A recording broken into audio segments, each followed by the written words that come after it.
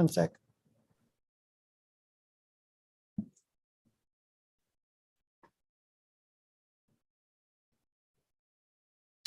So I think we're live. Yes, you should be good. Okay, so it's the June 30th, 2022 Governance and Policy Committee meeting. I am Chris Vallon calling the meeting to order at 7:02 p.m., something I always forget to write down. Just for the purposes of the public, if you guys could introduce yourselves, please. Yes, Ashley Pineda, Board Trustee. Zach, Zachary Baker, BOCES Tech. Tracy Mears, Board Trustee. I'll be on camera in a minute. okay, thank you. All right, trying to do this with two computers. I'm a little out of practice. June 30th. The agenda. Okay, so we have minutes to approve from the May 12th meeting, which I don't yet have open. Has everyone had a chance to review those minutes and offer any suggestions for amendments? The parts I left in bold were the things that I read to the board with the committee update. Do I need to pull them up, or is anyone making a motion to approve them as submitted? I motion we approve the minutes of the last committee meeting. A second. Okay, all in favor? Aye. Aye. Aye. Approved. Okay, next. Okay, in the packet, I sent the policy review queue, and maybe I shouldn't try doing this with two computers. Chris, do you want me to share the agenda on my screen? No, I can do that. I just need to share. Let me open it first. It's here, and get rid of this one. Sorry, everyone.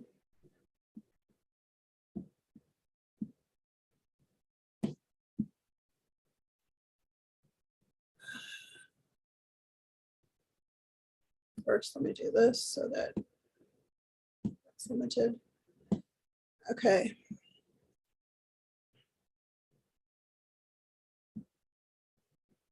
This is the agenda, which I already have open probably. Yep. Okay. Actually, what I wanted to look at was this. So this is an update.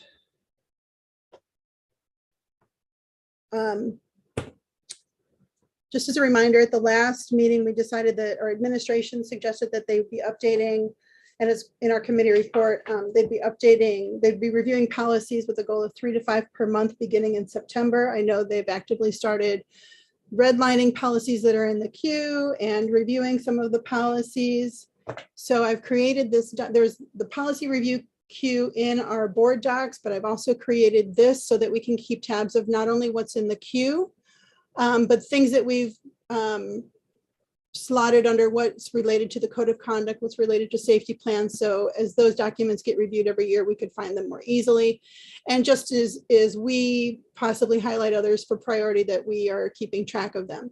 Specifically, last time, the unanswered question was that there were 3 policies that were out for review with legal since just before COVID stopped. So you know, the policy review queue stopped as of March 2020, and we've been restarting it now.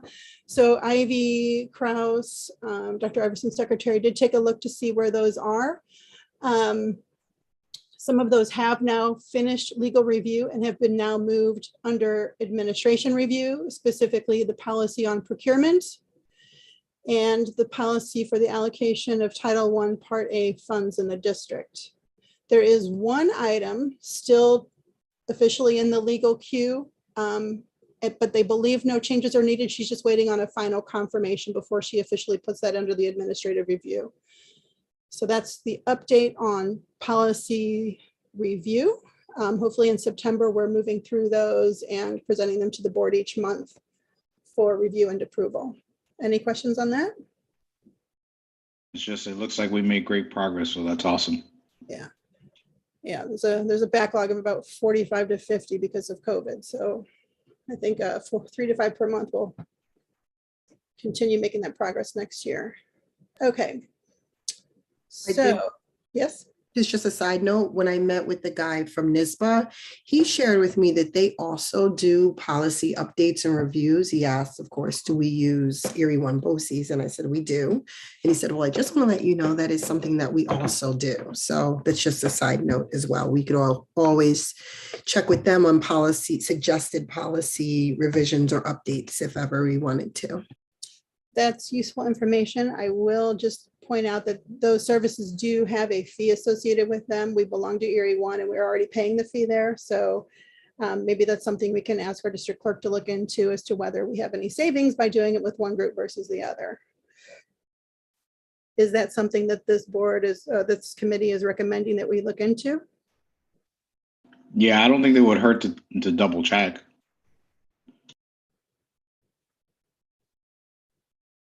Okay. On our notes.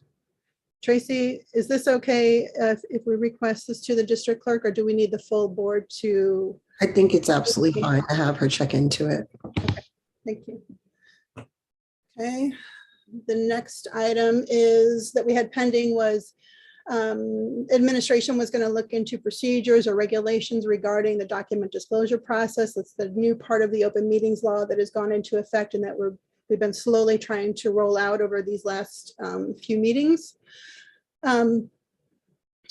Ivy, I spoke to Ivy a few days ago. She said they don't have any specific guidelines from Erie One. So what we've been deciding as we've done this slow roll is GCSD decisions. So right now what's been happening, just to summarize what's been happening, and if I've written this incorrectly, please correct me. When documents that we're disclosing to the public need to be reacted, and right now we're, when I say disclosing to the public, we're starting this out by unlocking documents that are up for a public vote at a board meeting before we go back and start unlocking everything that exists in our database, which will be a process that we explore. So right now, who does that redaction? I was told that department secretaries, and I forgot to list the specific email, are doing the redaction before sending to the district clerk for final review and unlocking. Who approves the documents for disclosure or unlocking? I was told that when there's lack of understanding or dispute, that clarification ultimately comes from legal counsel. Do agenda item documents get relocked after the meeting? Since they are incomplete documents, it would not be the ones provided pursuant to a FOIL request. This question came up as unanswered, and what Ivy was referring to as far as incomplete documents, it's basically the documents without the final signature that usually the board president or district administrator would do to complete that contract that the board has approved.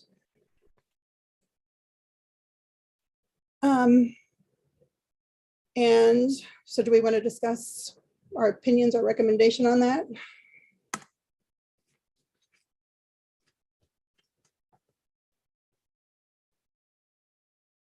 Hearing none.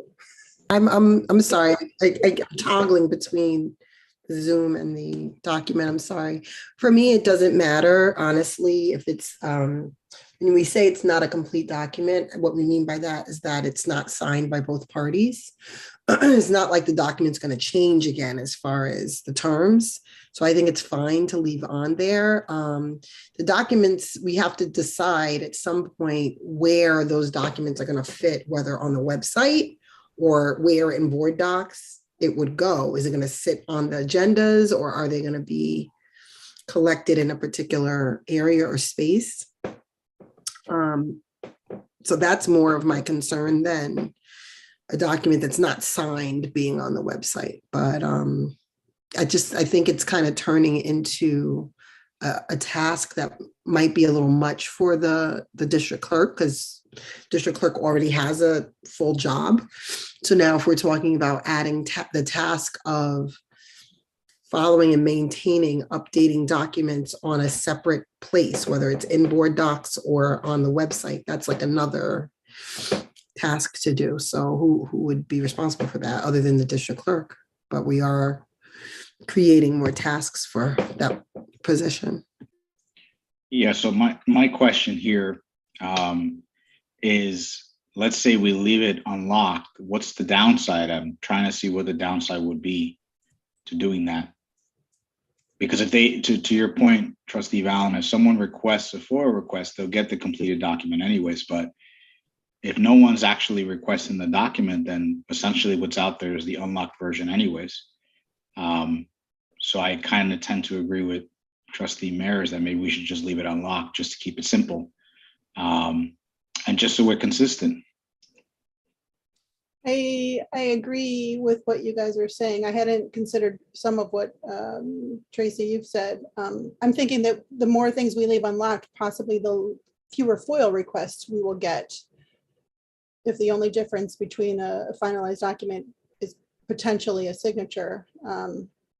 So my preference is also to leave it unlocked. So if we all agree, then we will suggest that to Dr. Iverson, see if she's in agreement before we make that an official, or before we suggest that become an official procedure.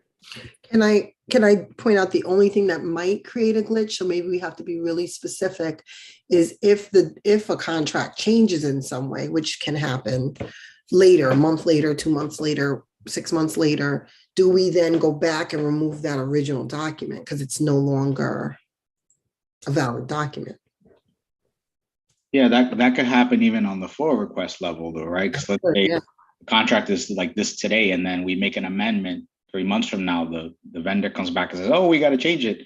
It would be the same thing with the FOIA request. We don't go back out and send the updated document to the person that requested the FOIL. So I think for purposes of what we need to do to satisfy the requirement, I think this is perfectly fine. And I prefer simple. That's just me. I think the more complicated it gets, the more likely it is that something's going to go wrong. I'm also thinking that if a major part of the contract is changed, the board will actually be doing a corrected resolution. Yeah, so that's what I'm asking, that so I guess I'm thinking of there's a parallel things going on. There's the documents on the agenda on one hand, but on the other hand, my question is, if we are now going to be posting documents, which I fully agree with, I asked several years ago to do that, but if we're going to be posting contracts that are public information, is there a database where that's going to be? Is there on the website a place where that's going to be, that's going to kind of how now when you go for minutes, it links you to board docs, and then the minutes are there? Is there going to be a place on the website that links you to the document or links you to somewhere on board docs, like our library where we have documents? I guess that's what I'm looking at, that parallel process. So the agenda, yes, the document should sit in the agenda, but who's going to go back and update every time there's a new or amended agreement of some sort? Do you follow what I'm saying? There's two separate. I think so.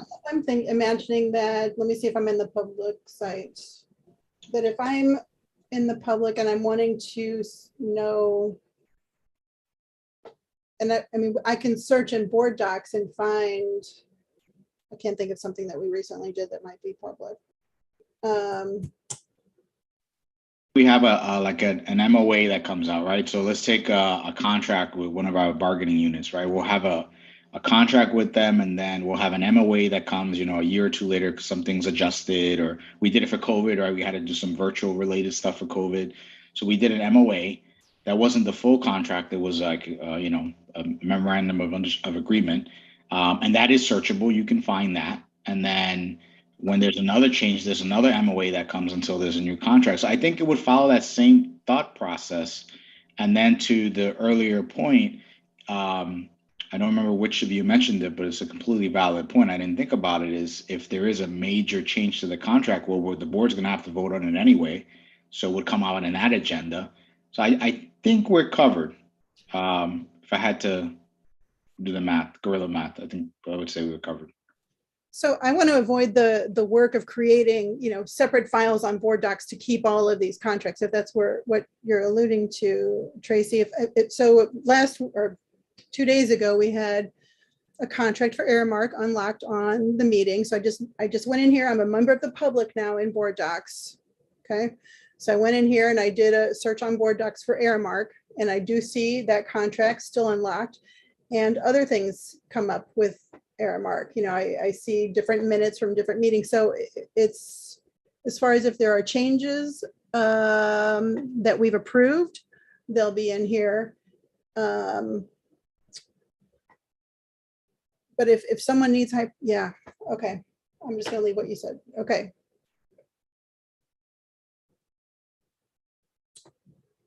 So I think anything that would be of interest to the general public would be on board docs.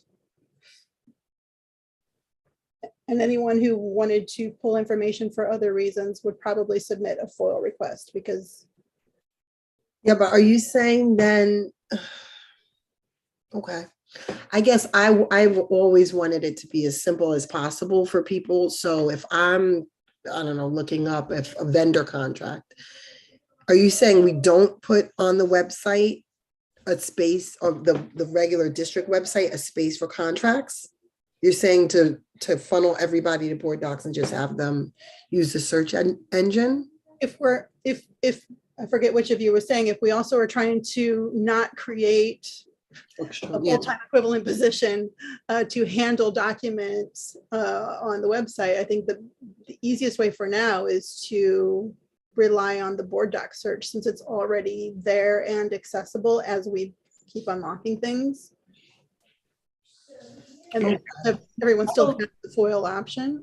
I don't love that. I mean, there's, but I don't know what, other districts do, because there's districts that keep documents updated, but I don't know if they have the same, they might have different manpower than we do. Well, that's where I'm going. I'm going with, for the purposes of governance and policy, I think this is the requirement for open meeting law to unlock documents for public review before we vote on them. That's what this is regarding. Now, what you're saying, I will suggest that as we have a new director of technology coming in a few days, he will have a chance to get his feet wet and see what he wants to suggest for the district. Maybe that question can be posed to him at a later date, as far as, is there someone available? How are we redesigning the website? Is there a space there?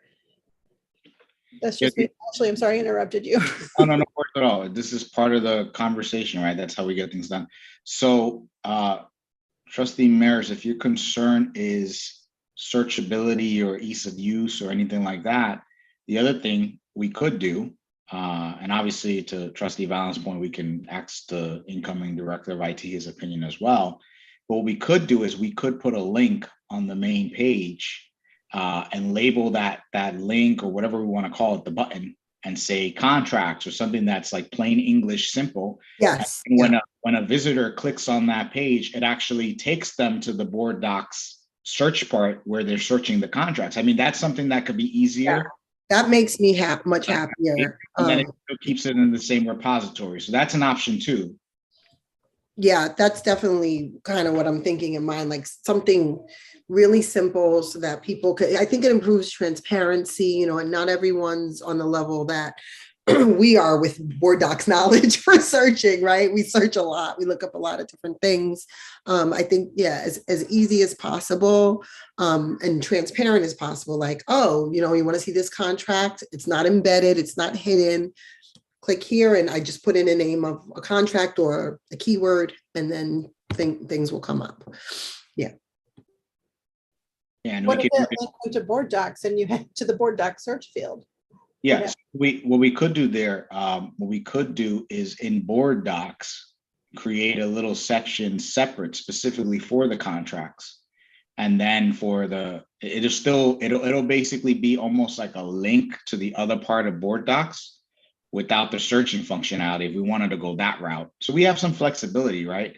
And what we could do is have that main URL we were just talking about on the main page, just take them straight to that subfolder.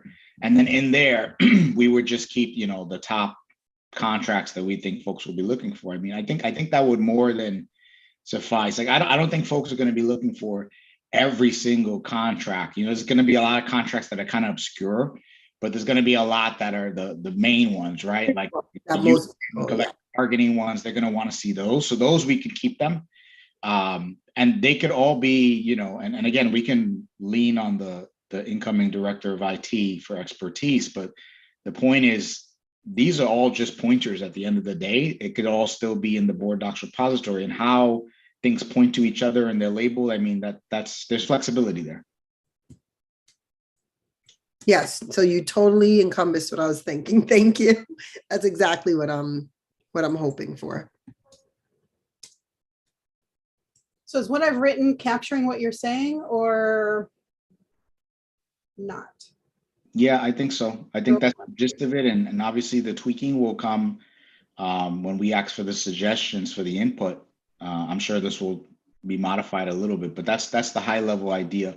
And I think that addresses the concern with making it as easy as possible to find, again, the main contracts. You know, and then even on that same little subsection of board docs, you know, the little pane that we have on the left-hand side, we could call it contracts or whatever makes sense. And then if there's a contract that doesn't fit necessarily in there, maybe we could put something that says other contracts or something, and then that's the searchable field. I mean, there's so many ways to cut it up. But that's the high level idea. And I think that would address all our concerns while still being as transparent as possible and not creating too much overhead for our teams. Because, yeah, we don't want to burn our folks out.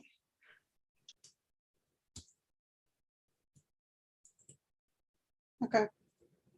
Yeah, it could be something as simple as well, after we have a board meeting and X amount of contracts are approved, to literally just, if they're all in one contract section, pick them up and move them. They stay on pick them up and copy them, stay on the agenda, copy them into that contracts field, maybe on, you know, Wednesday morning after a meeting. But I would definitely rope Joya into the conversation so that, you know, she could come up with something that a procedure that would work best for her, protocol.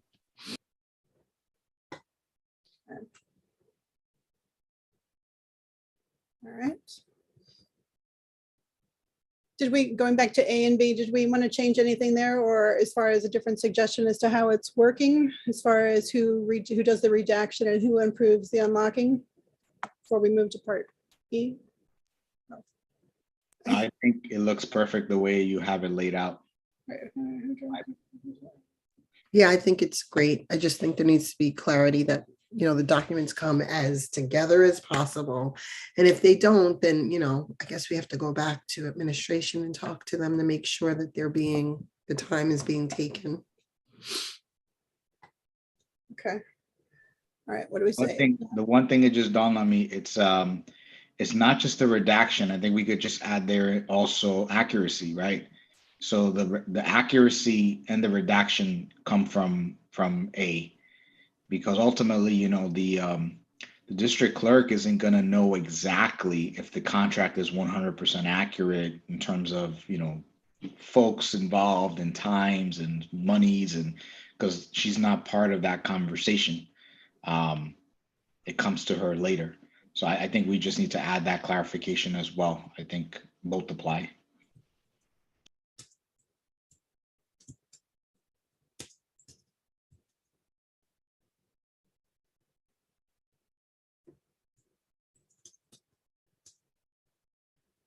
I don't know how you do this typing while we do it. Lots of backspaces when I do it.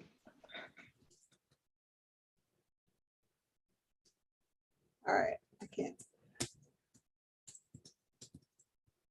All right.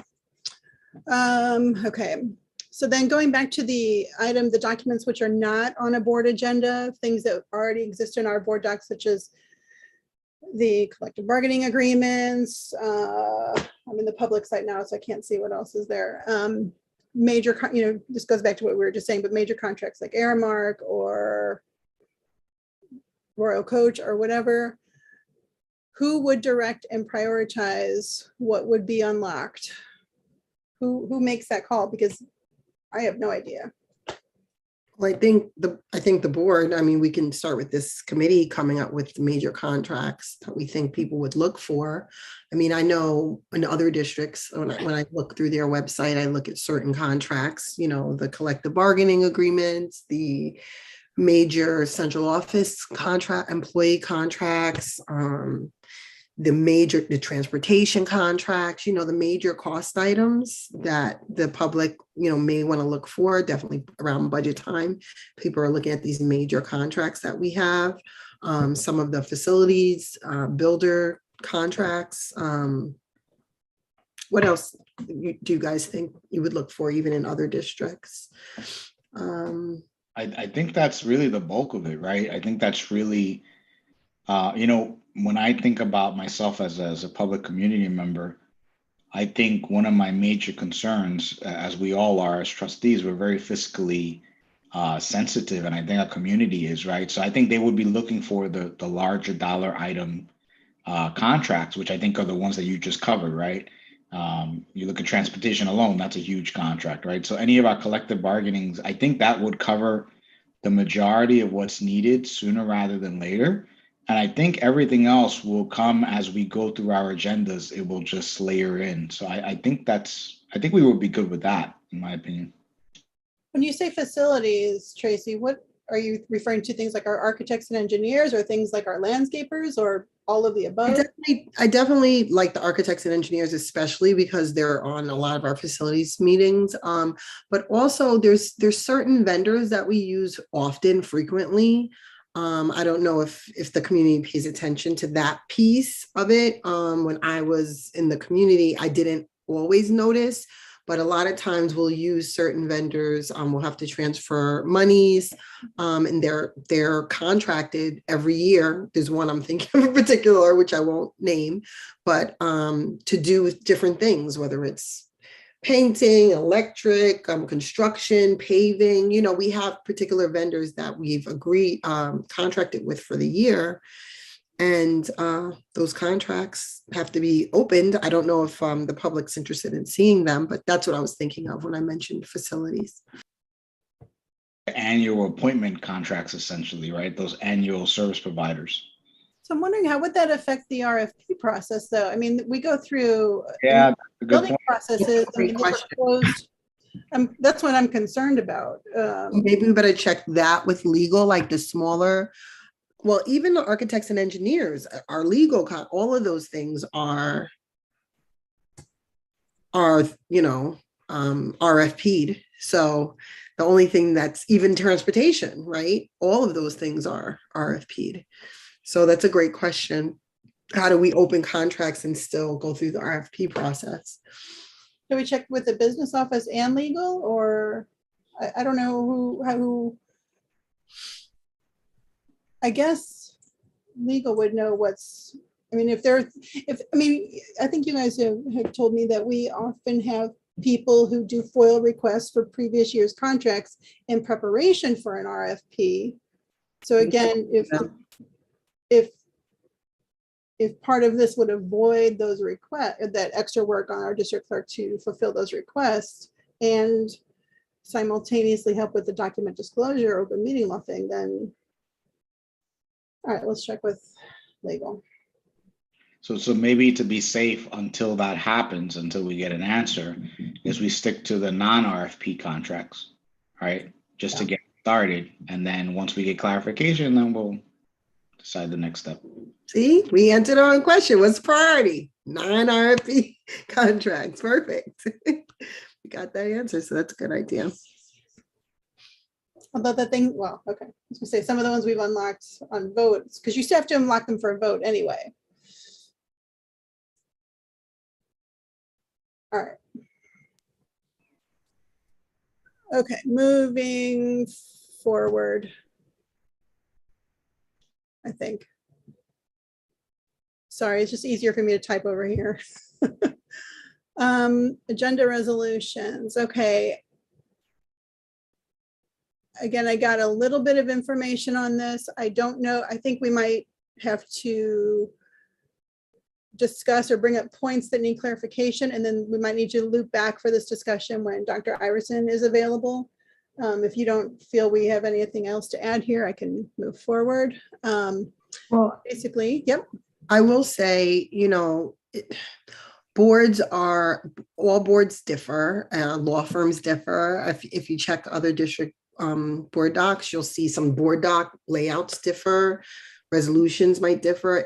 If year to year, even if certain boards want certain things in resolutions, and we just need to communicate that.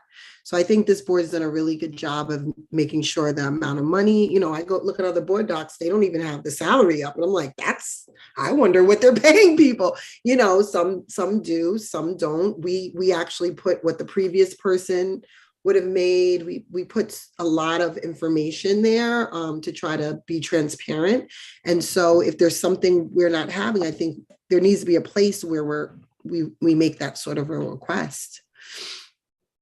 So I don't want to just say, oh, the secretary does it or the district clerk. I want to make sure that board members can give input. If there's something that they feel is not included, they can ask for that.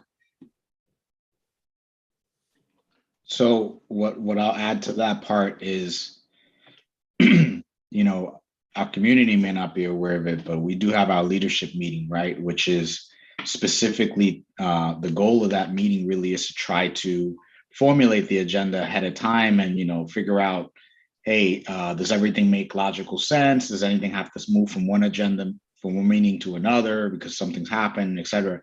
So I think a lot of this is covered via that process.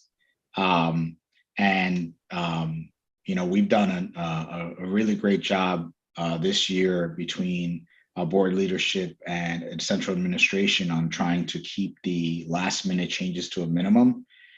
These last few agendas that have been modified, it's been because it's facts of life that people have made last minute decisions in their lives or things changed, right? But for the most part, if you go and look back at our history over the last year, there's been a really good job at trying to keep the agenda as clean as possible and having things ahead of time. So that's great work there. But in terms of these bullet points, I think the one thing is, we did agree in the past on a 5, and keep me honest here, trustee members, I think it's 5 days ahead of the meeting is the cutoff for a trustee to add an agenda item to a board meeting. And we put that in place for many reasons because it got a little chaotic.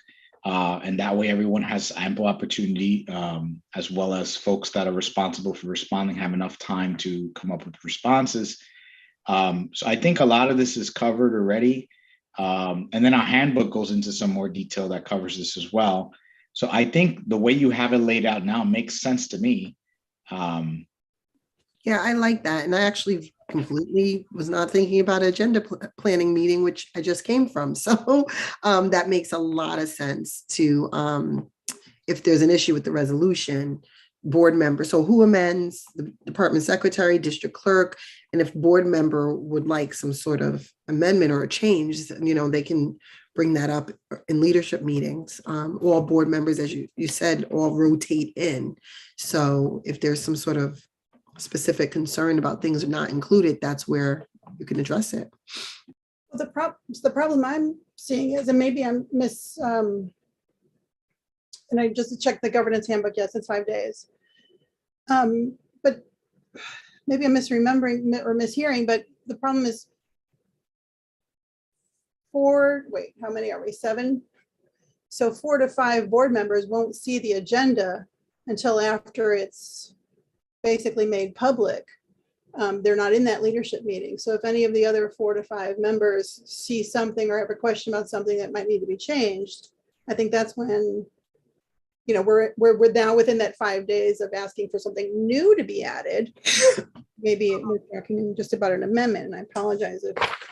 No, that's fine. I actually was thinking more globally, for example, if our agendas didn't have, when we say we're hiring Jane Doe at MA step 2, right? If it's a MA step 2 was not in there and trustee Pineda had the suggestion, we should put the step in there. We should put that in our that would be something we could address at agenda planning meetings. It's not necessarily something that has to be on that next agenda.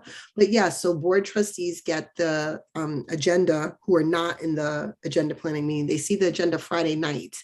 So for a Tuesday meeting. So yeah, that's within the 5-day window. And if there's something major that is left out or needs to change, it can definitely change that. The resolution can change as late as in the meeting, right? There's been times we made edits to resolutions, and then when the board member reads that resolution, they read it as edited when they do the motion. So, or the board president will read the updated, amended resolution. So if it's something like that, I'm sorry, I was thinking more globally, like if there was a particular thing that's not included in the resolution, to address it in an agenda planning meeting. I agree. And I think the way Trustee Valen is capturing it's very super clear. I think that helps make sure everyone's on the same page. Okay. All right, deadlines for edit changes, same things, same answer there.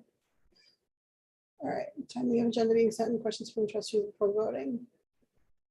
I think in the handbook about this part C, I think in the handbook, I was verifying this the other day, it says that, now I can't find it, of course, but I want, yeah, here it is.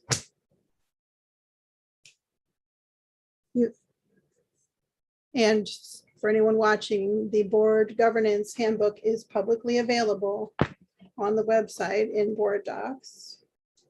Go to governance or policy. But it says you may email the superintendent copying the full board to ask questions or provide comments by noon on Monday prior to the meeting. So We do not follow that. or It's hard. I mean, I think that plan is the best probably plan, but I'm trying to realize why that doesn't happen.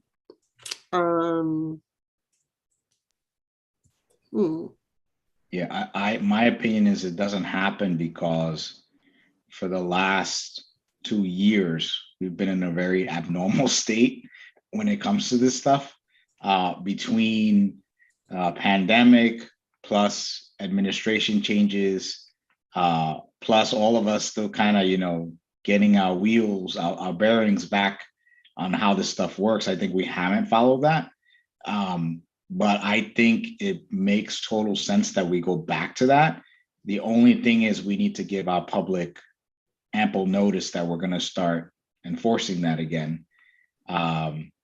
So maybe it's something as, simple as during our next meeting, we could just make a quick announcement that we're going to go back to that, because we did put it in, it was there for a reason. And it was to try to avoid as much chaos as possible. There's always going to be chaos, but try to minimize it. And time is always so finite. And even so in this board. So like we get things Friday, it might even be late Friday, right?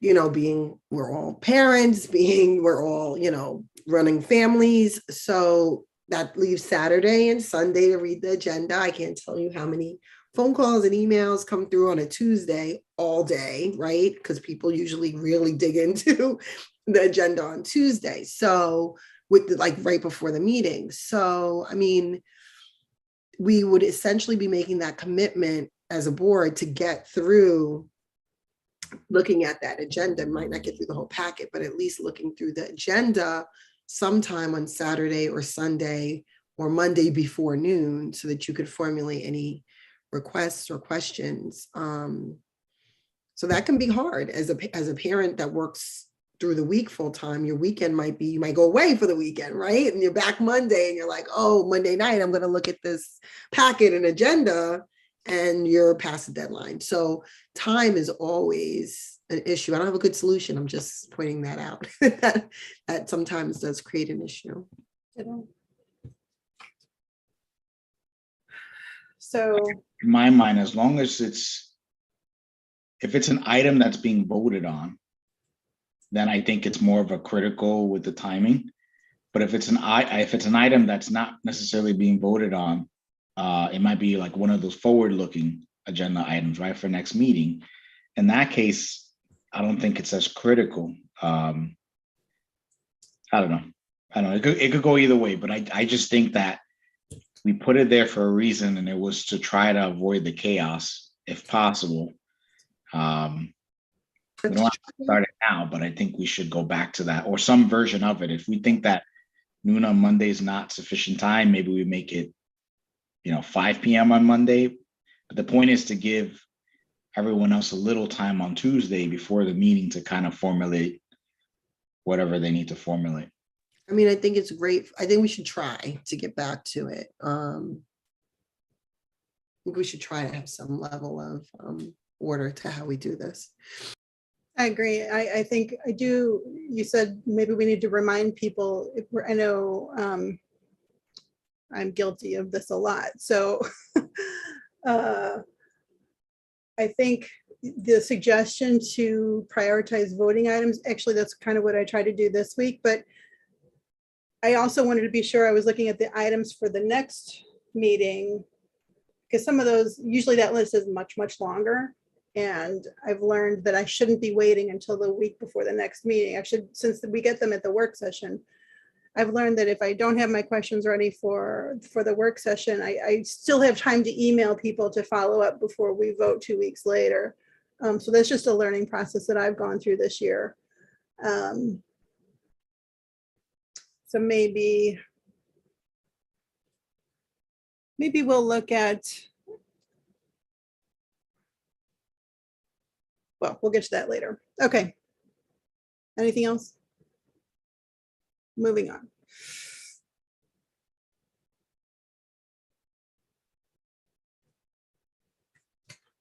Let me just add something here.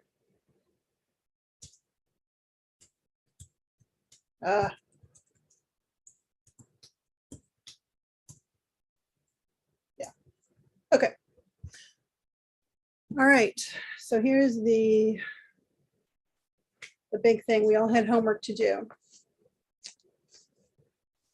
We could skip to the easy stuff and come back to this if you guys want. But here we go. Okay.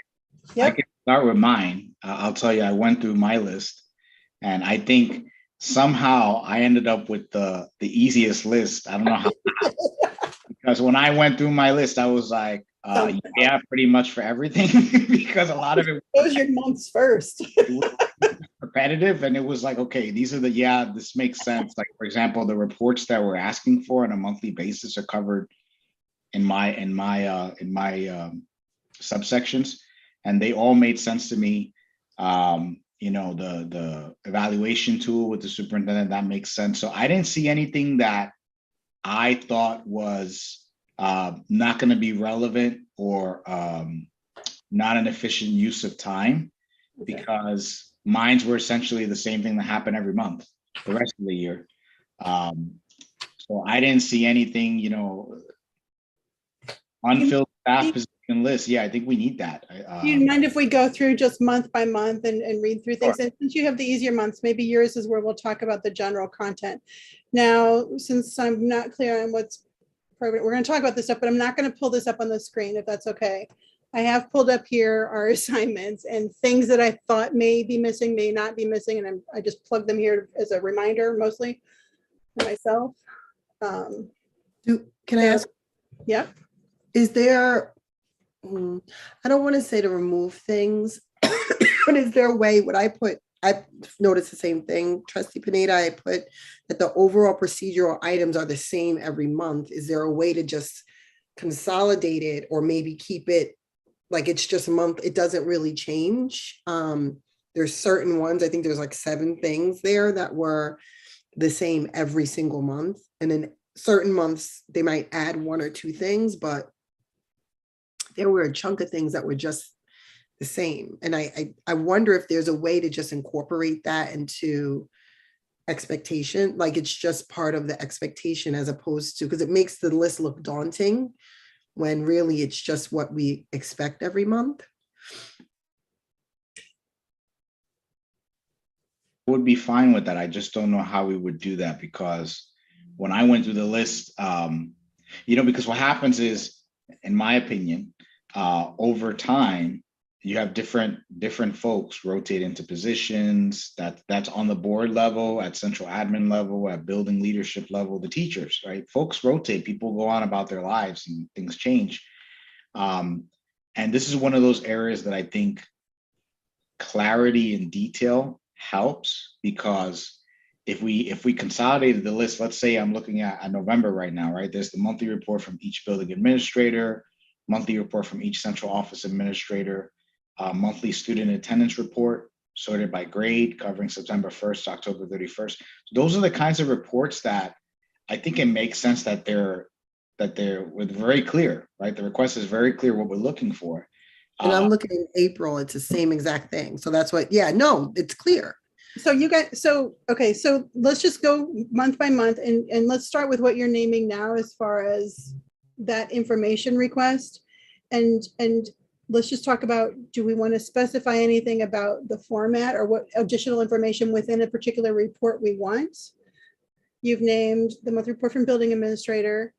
I mean, sometimes we get pictures, sometimes we get events that happen, sometimes we get more substantive information. Calendar. Well, let's just start with, is there anything specific we want from them each month, or is what we're getting fine? And this is for generic building administrator. Yes, Tracy. Sorry, I was trying to mute myself until you called on me. I hit the wrong button. So I don't know if I know I'm not going to answer your question directly. I don't have the answer for exactly what we want. I just want it the same. I want the same template so that I know what I'm looking for. So if we want to say report from each administrator, and we want to say, something that the students did, something that the staff did, something, I don't know who would put together that request.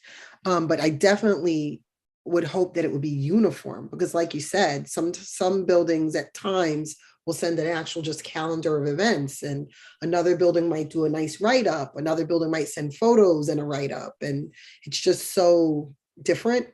Being uniform, I think, would be helpful.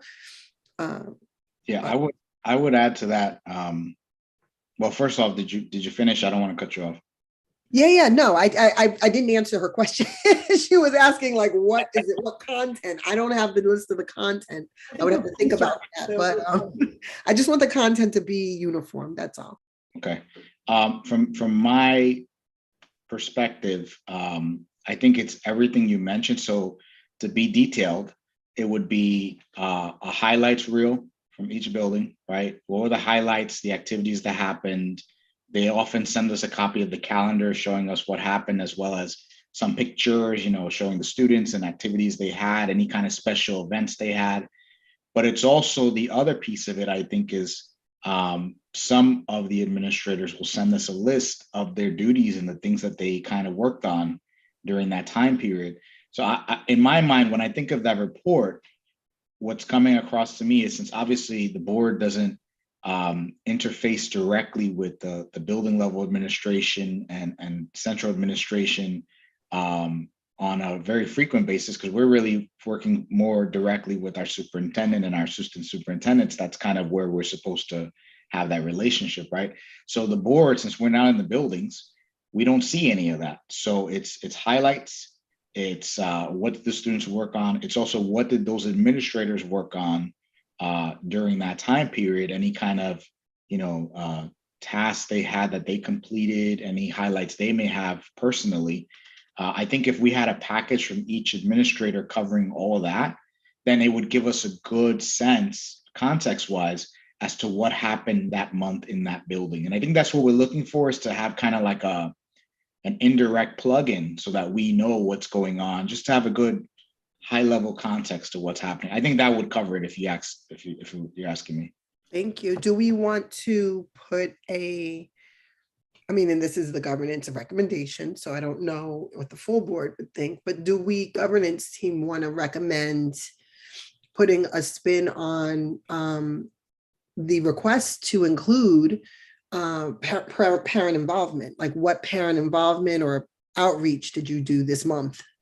to maybe whether it's attend a PTA meeting, work with the PTA, maybe had a hosted parent teacher night, did parent informational, whatever it be. Do we want to ask to include what things did you do this month, or thing did you do this month that was parent related? Maybe had parent meetings, or met with the 5th grade parents, whatever it be. Do we want to add that? Because that would actually be a leaning on the administrative report to include some sort of parent piece.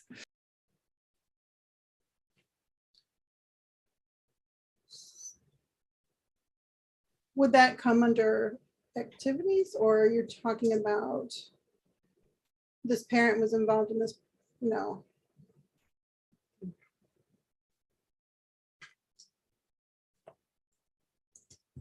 Yeah, I think my initial gut reaction when I hear that is it would probably be covered underneath the highlight of their own activities, of things that they did that month, right? Because if they had, as an example, right, let's say in September, we're going to see the report from the administrator saying, oh, we had, back to school nights, we had this, we had that.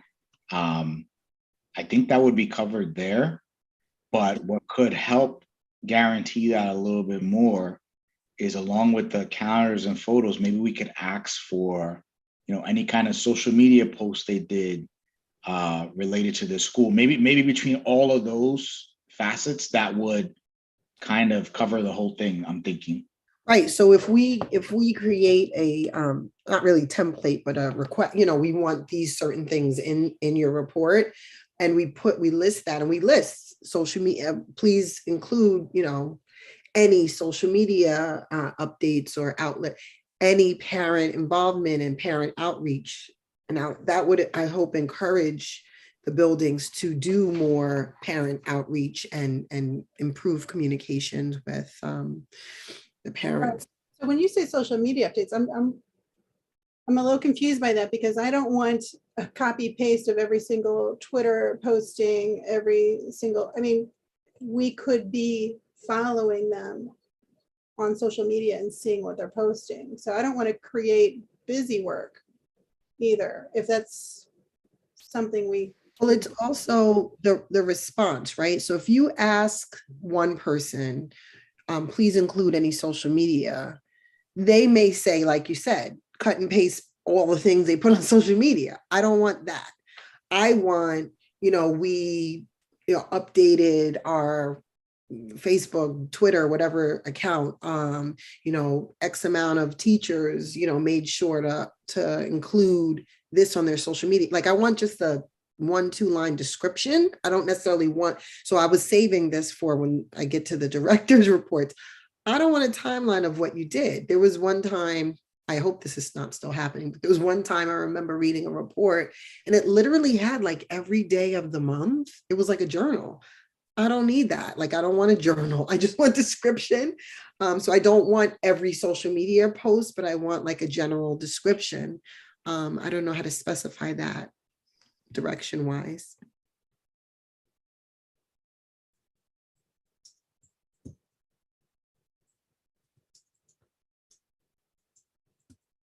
I don't know.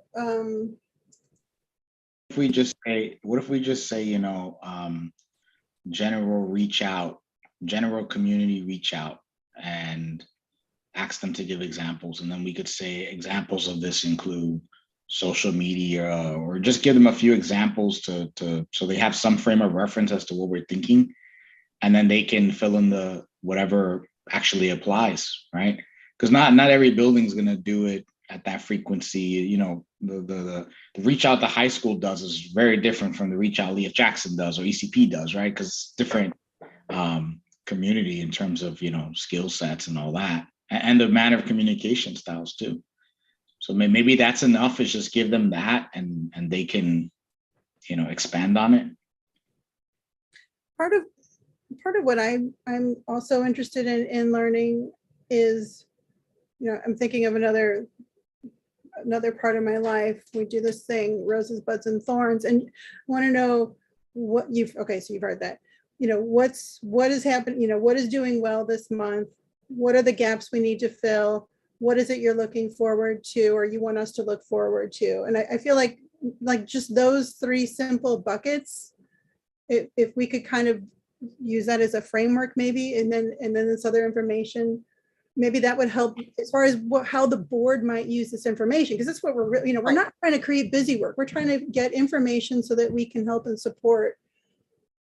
I love the way you organize that, Chris, and we used to do, I should get back to it in my family, rosebud and thorn at the dinner table.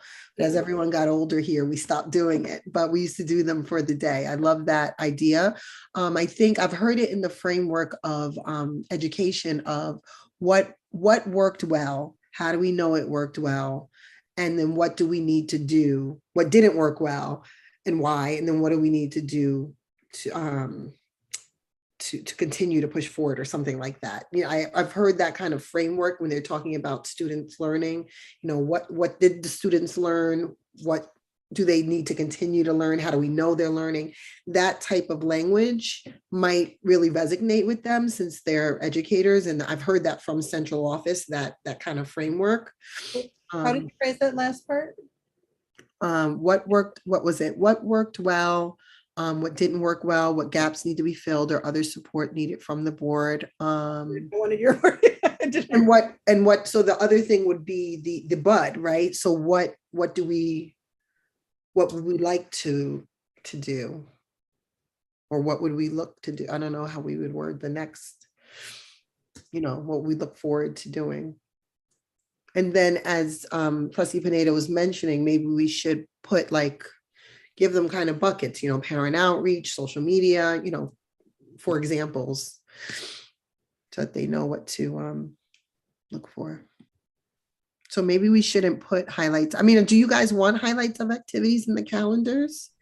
I think it's helpful, specifically for the buildings where, when I think about it, right, I think about current board and I think about future board also, right? We've been trending, our community has been trending to vote in board members that are parents in some shape or form, which I think is a good thing. But with that said, each board trustee is going to have more of an expertise on the building that their children are going to, right? So for example, I have a lot of knowledge on RJ Bailey because that's where my kids are right now. And I had knowledge of Highview. I'm not as familiar with the middle high school, and I'm not as familiar anymore with ECP.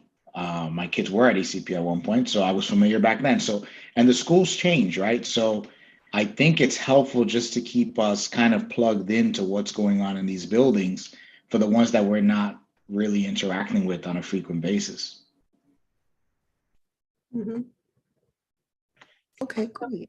Let's see. I gotta look at my screen. Yours is smaller. Oh, sorry. Yeah. Okay. No, it's fine. Goals not to create visual info, how the work support the buildings. We support the teams. I don't know. I didn't know what to put there because we're about to move to. Maybe we should just say can provide support, and that's it. How the Board of Ed can provide support. Building reports easily. So I think it's kind of the same thing for me with central admin. I just want to be clear. I don't want a schedule of timeline of your day. Yeah. I think it's similar. What worked well within your realm, what worked well this month, what didn't work well. I think those questions are great for them. But again, similar formats, right? So we know kind of what to look for and where in the report to look for it. I personally find the information we're getting right now very helpful. I know it's in slightly different formats, but I feel like I'm getting a complete, maybe my interpretation is I'm getting a pretty complete picture of what's going on. So can we go into a little more detail with that? When you Yep. say that, you're talking about the highlights in general, Well, I'm on central admin, so Talking about the reports of the activities more or less, and I'm talking about the reports we get in the packet, and yes, the reports of the activities I find are keeping me more up to date with where we are on different projects and different things that come up for votes, as far as how they're progressing, how quickly or slowly things are moving. But that's just me. I know probably not everybody. Yeah, I mean, I would probably tweak some things. I mean, it's hard because central office, so the three top superintendent and two assistant soups have very different specific areas. So it's kind of hard to have them be streamlined. But when I'm thinking of directors too. So I don't know if you want that in the central office or you're going to do that on a separate. Yeah, do they have? Yeah, it's administrators. So that's what in board docs, it's supposed to be monthly reports from each central office administrator. I consider that athletics. We don't have IB, IB world languages, all the directors. Technology, facilities. So I would want those director reports to be streamlined. I've gotten very different over the years. We've had other director positions as well. I would want at least those to be streamlined, but our three, large central office people, you can't really, they're very different. So the 3 we get weekly, do you want the other directors to be monthly then? Is that or weekly? Well, yeah, that's what our request says, right? Monthly report from each central office administrator. That's really the directors. Okay. And you want to keep with what worked well? Yeah, the only thing I was going to add there, I think we covered pretty much all of it already, but the only thing I would add is the directors, in my opinion, you're not going to get tons of highlights of activities from them, right? Because that's coming through the building. We're already seeing that. But what they could give us, that's a little different based on their their role in the organization, is they can give us, their strategic timeline, right? Their timeline as to what they're working on this year, because they're going to have their plans in terms of, okay, this year I want to, I don't know, I'll give an example, do this with the IB program. I want to, add something to it, or whatever the strategy might be. That might be helpful for us to see that as part of their report, and for them to just give us an updated status as to how it's going, right? So it's going to be, a few high level items, and then they'll just give us updates as they go, because that also ties into the board getting input on how the board can support them in their role and their mission and what support they need from us. So I would add that for them. I think that would make sense in lieu of the activities calendar section.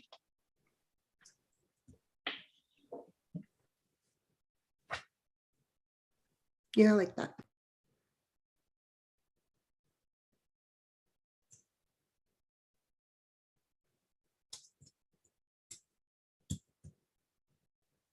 Okay. Is that? Let me know if you're not satisfied with the wording when I'm typing.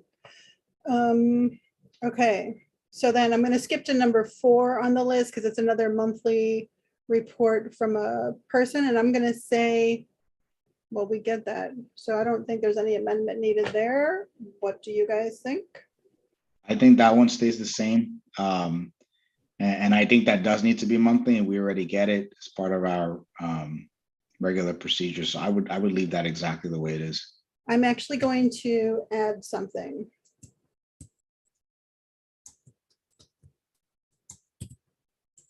And that is the budget appropriations report. Appropriations. Of course, I've been diligently doing my training and doing it again and doing it again. And that's a report we're supposed to be getting monthly. I actually might have listed it later. Can I add although it's not exactly what we're talking about, I do want us to look at, and we can park it somewhere else, but I want to bring it up, possibly having our treasurer participate in our meeting at least monthly. Maybe give a verbal to the appropriations report, but have she's there physically and she does report to the board. So maybe have her give some level of information as well at a board meeting. A summary of the monthly budget appropriations report, maybe given by the treasurer. Is that what you're thinking? Yeah, definitely. Something like a quick verbal report. Doesn't have to be detailed or long. So I think our assistant superintendent for business currently reads that report. Maybe we can have the Treasurer, are you saying you? She is there at our meeting and just sits there. I don't know if at one point in time they used to have the treasurer do it and then one of the assistant soups took over, or I'm not sure, but our treasurer has been coming to our meeting.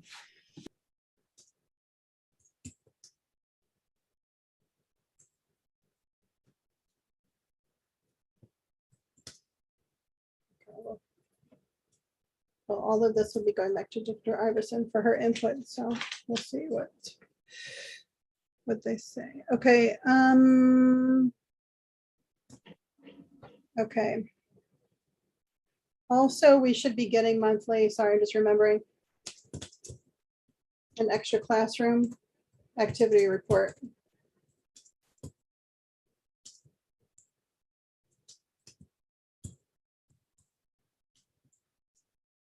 Oh, I can't type. We don't have to put an addition. I'm just saying add. Okay. So, okay. Going back to general item number 3, the attendance report. So we've clarified this year that we wanted, as far as the official beds format, right? Or the format has changed this year, so we're getting the information that's reported at NICEAD, correct? Or am I remembering incorrectly? That's how I recall it, and I think that makes sense to me.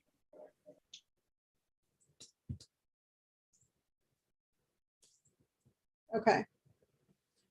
What would be helpful? Yep.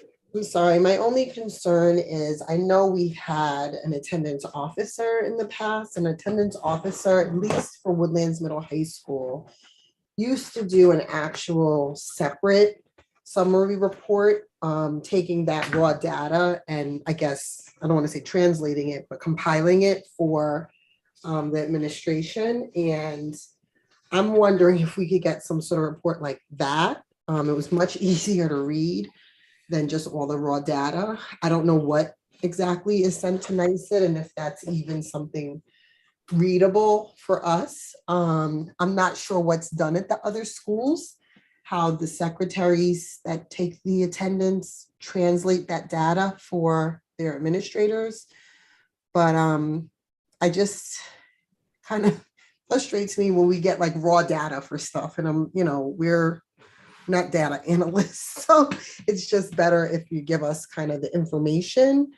So I'm not sure how to address that piece. Have you seen, because I have to look at one of the last packets to see if I noticed a difference in attendance reports recently. Well, so part of what we're doing is identifying not just information we want, but how we're going to use it. Mm-hmm. So, for me as a new board person, for a long time, I didn't know quite what I should be doing with that information. Now I know a little bit. So I just want to be sure that whatever we're asking for them is directly helping us solve a problem, prevent a problem, follow up on a problem. So maybe it's useful to identify specific questions we should be asking ourselves when we read this report. And again, as a new board person, I wouldn't mind specifically listing those questions under this item. So as new board members come in, they Yeah, know. no, I understand. It's At hard. minimum, I'm going to suggest that we, like I wrote here, that we just reference the policy near this question for new board Yes, members. yeah. Okay. Yeah, and although not, I don't, we can't get into it, but it is public that there was a concern at one point in one building with attendance, and very often, similar to the board structure and monitoring funding, right? That all happened because there was a big scandal in school districts where the funds were not utilized properly. Very often practices or even policies are created after something doesn't happen properly. So I'm not sure if everything can have other than saying this wasn't looked at in the past and there was a problem, how do we say that? I think the background for the attendance reports were just for us to, as a board, have a check-in as to how not only enrollment really, but more along the lines of how effectively are our students actually attending classes. And that takes on a different lens depending on which building the students are in and at what part of their student career they're at, right? So the sensitivity of attendance at the high school obviously will be different than the sensitivity of attendance at ECP, as an example.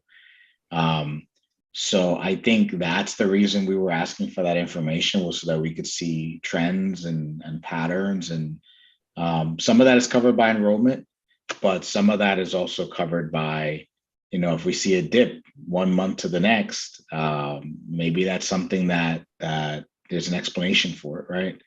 So I think that those were the questions in my mind, Trustee Valen, when I think about the why are we asking for the attendance one, it's along those lines. So I'm also going to add, you mentioned ECP. Sometimes some of the attendant, how do I say this? I could be wrong. I'm still learning, but doesn't sometimes attendance impact things like funding streams and certain populations of our district, if they are not attending regularly, doesn't that sometimes Absolutely. follow? So I think it Absolutely. might be that we need, in addition to the new format that we're getting, we may need, I'm trying to dance around this, we may need to get actually a little bit more specific on different population attendance to make sure. And I think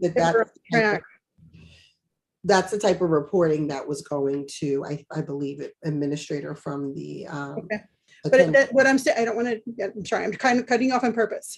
I also want to say, but some of the things that I believe I've read recently aren't just at a certain grade level. I think it's actually all grade levels for the. Oh, absolutely. Yeah. Sorry. I think also in one of our policies, because I believe this came up during the whole time, that we're remembering, in one of our policies, it actually says that we're supposed to be reviewing attendance periodically as well. I can't remember which policy though. Policy 7110 is comprehensive student attendance policy. So I'm going to suggest that we list that there just as a reference, even for new board members coming in to look at. And the last thing I want to point out, and maybe I'm writing all this down to add separately later. Sometimes if we notice trends where students haven't been attending, but they've not yet been marked as having moved out of the district, that might prompt a follow-up from the building and or the registrar to see if students are still actually living where we have them listed. Okay.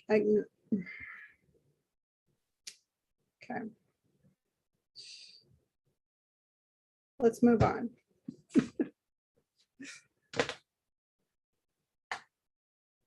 Okay. What is the other general thing? The last general item for month is number 5. Oh, wait, that's not every month, is it? Oh, it is every month. Is it Which every one are you looking at? I'm like, well, I just pulled up November. I'm looking at your number 5. That's not number 5 for every month, though. Correct. That's not number 5 every month. So that's specific for November, December. Yes. But what, so that was my point. What I'm saying is there's certain ones that are every single month, and then certain months may have 1 or 2 additional added, but there's kind of a staple group of them every month. Okay, so is this timing of this item appropriate to the contract? I have not verified that. So I think that comes down to, that's like the almost like the, I guess, mid-year check-in, I guess, is what, I think that's why we have it as November, December. It's Yes, on both. a good month, right? And just to get like a status update, I think that's what that is. So I don't think it has to happen, for clarity, it doesn't have to happen in November and December. It's just one or the other. And I think we put it there so that there was some flexibility. So maybe that's something we can clarify, right? So it doesn't seem like we're asking for a report month after month for that thing. We're just kind of looking for a check-in in either month. Right. I mean, specifically in January, you have what you have. Let's see.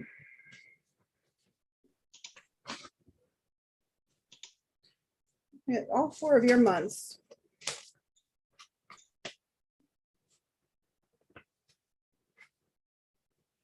Do we want to include some sort of language that says in November, December, or January? And it stops after February. It's no longer Yeah. listed. So do we want to include something that is basically saying within those 3 months, you're going to get that information? Yeah, so just to clarify, There are little differences. there though. are tiny differences, right? So November and December say provides regular updates to the board regarding goals. Then in January, the request is superintendent will provide evidence related to her goals, his or her goals. And then in February, we're asking the superintendent to complete a self-evaluation. So it is a little bit different, but I think the November, December, and January are kind of overlaps of each other for the most part. So I think if maybe what was supposed to happen here, maybe what the original intent was, November and December is us nailing down, like a mid-year check-in, nailing down, hey, does anything need to change from a goal perspective? Maybe that's what was the intent. And then the intent was that in January, we would receive the evidence. Maybe that's what we were thinking when we came up with the calendar. Because then in February, we request that she actually complete the self-evaluation. Do you remember, Trustee Pineda, whether or not this came from a suggestion from either NISBA or NICECOS? I'm wondering if this particular item came from a suggestion from. I would guess it did, because we went specifically into stipulating it's a NICECOS form, right? It's the Right. NICECOS evaluation. So I think it was we were probably looking at the best practices that NICECOS provides as to how to follow this process, and that's probably where it came from. But like I said, I think we can make this simpler, more clear for administration. Maybe it's just as simple as saying November or December. Or maybe we don't even need it in November and December because they're both regular updates. And then in January, we ask for evidence related to the goals, which is basically an update plus evidence. So maybe we can get rid of the November, December checkpoints, keep the January one, we're asking for evidence. And then in February, we're asking for the self-evaluation to happen. Maybe that's the way to do it. Sounds good to me.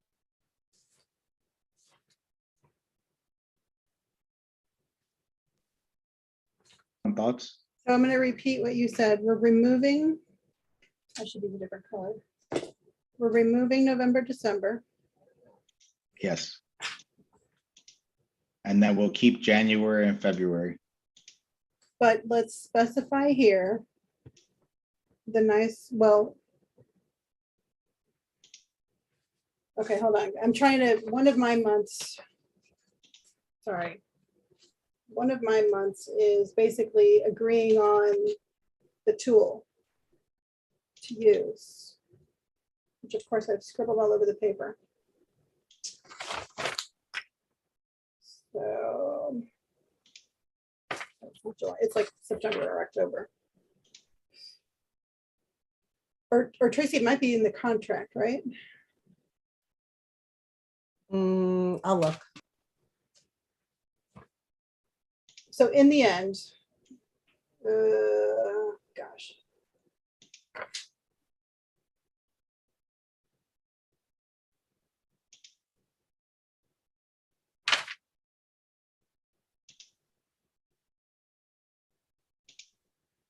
So the first time it's mentioned is September 1st, as far as the provide regular updates.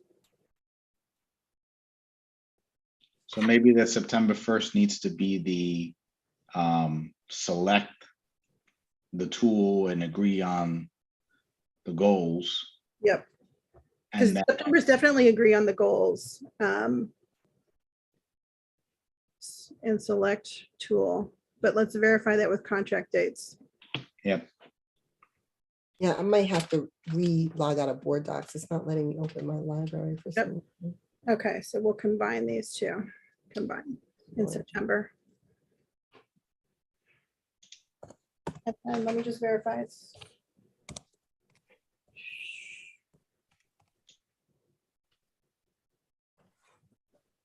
Yeah, because we've got it again. So remove it in October.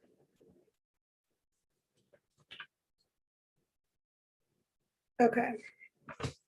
So then in January, and so that would then probably tie in if we had a January or winter retreat in January or February, if we had that information by January.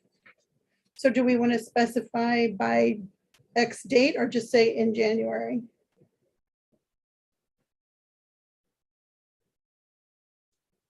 But we don't know necessarily what the date will be in January for the retreat. So maybe just before the retreat. Yeah, So- maybe just before the retreat.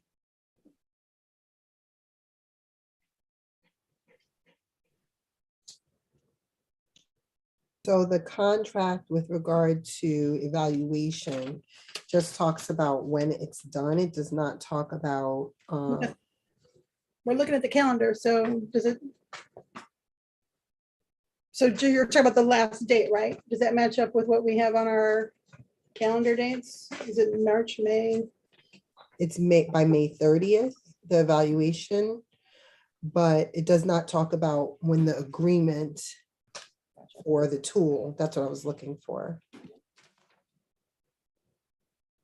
I'm sorry, or did you want me to look for something else? Because the current event thing says May 15th, so on or before May 30th. I'm sorry, let me go back to May. Let me look and see if that's been changed. Under the tasks in May. Yeah. What number is it? I'm going there. Oh, I'm not in the public. I mean, I'm in the public. So I can't look. Okay. So it's, So May towards the bottom, I think. I'm okay, gonna make a suggestion. If we're completing the superintendent evaluation in May, then maybe we should be requesting that the superintendent provide the evidence at the end during the April month. yeah, it does say May 15th. But we So, do need the mid-year check-in though. So we could add it in April, but I would like to keep December or January. Yeah. So we would keep the mid-year check-in, but we would kind of, the bookend on the end of it would be in the April one. And then that gives the board time in May to complete the evaluation with the evidence given to us. and Chris, I'm gonna assume, which I shouldn't do, but we know what that does. But I'm gonna take a guess that the reason why the May 15th date is there is so the board can have a target and not move so close to May 30th. Okay. You know, kind of like don't leave it till May 30th, try to do it by May 15th. Gotcha. So so we've jumped ahead now. So let me recap so far what we have. We're still in the admin content. November, we're removing number 5. December, we're removing number 5. January, we're saying before the winter retreat, we'll provide evidence related to goals. Mid-year check-in, right? Mid-year check-in. Should we mention the agreed upon evaluation tool or no? Using that as a reference? Yeah, I don't think that would hurt to specify it. Okay. Using nice cost or other agreed upon evaluation tool as a reference. Okay. So, gosh almighty. So then we go to April, and you want to add in here, again, under admin content. So yeah, so we take the number 7 from May and move it to April. Number 7. Oh, I'm in March.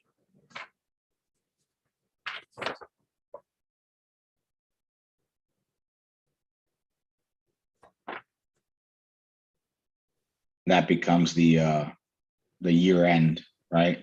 Right, because we'll need to then have time before on or about May 15th. Okay.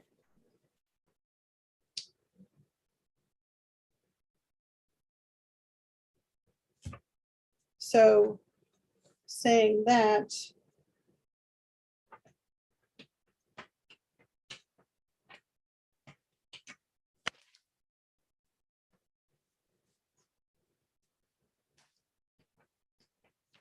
we should add an April item for the board to review that.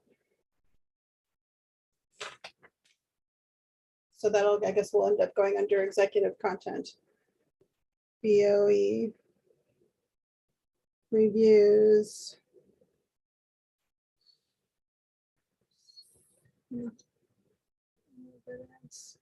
And completes eval.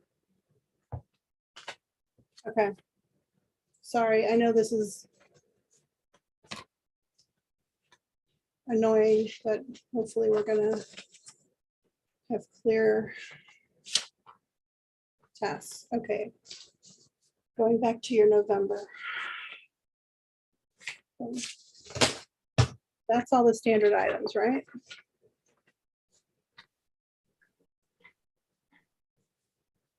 Oh, well, we had it under February. Wait, you already said that. Geez Louise. Okay, this is part of the process. Okay, November, we've removed it. December, we've removed it. We've added before the retreat, provide evidence. And then we get to February and we have completes a self-eval. So. Which is perfect because that gives the superintendent an opportunity to prep their March report. Should we add in prep for March report? I mean, we could if we wanted to. Well, it's April, isn't it? Yeah, I'm sorry, April.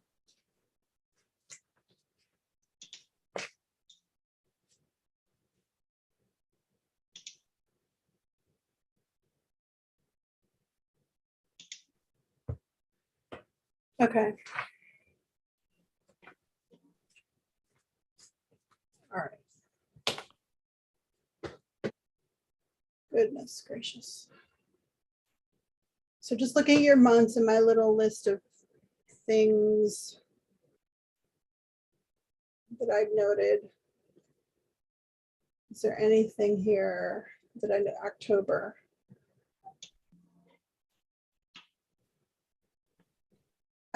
I put, okay. For admin content, for information. Oh, for information requested this month, I've added a thought. You're probably not looking. I've added, I don't know if I should bother going down here. possibly getting a report from the business office on the number of free and reduced lunch applications received and strategies to improve response rate before November 15th. I don't know. I think there's a specific, I want to say I typed this in here ages ago. I want to say because I think I discovered November 15th might be a reporting date to the feds or NICET or somebody for certain reimbursements. So I think we should be aware of where we are, how we're making progress. So what if so we talked previously about the reports and what we want. Maybe that needs to be a section. Maybe we need to go back to the reports. Maybe for the business report, we need to ask for sections. And that's a section we need to have, which is whether it's free and reduced lunch or Title 9, whatever section we need. It doesn't mean there's going to be an update every month, but maybe we need to ask for specific sections. I jumped ahead. That's not Ashley's month, but okay. Well, I mean, right now we're looking at the section information requested by the Board of Education for this month. So that's like reports and whatnot, right? Yeah. So I'm sorry, I'm going back, but it hit me that what you're talking about is really you would want that September, October, and November, because in November is the reporting time, right? So we would want to look at I understand. September, how many you got and what's the strategies, because that's what you just talked about, the strat. And then October, what do you got? What are the strategies? November, what do you got and what's going to the state, so that we would be aware of that. And then that would just be included in the business report, as opposed to something separate, like a separate task. But we don't list each administrator separately for what we want. So my feeling is to list it separately. I don't know.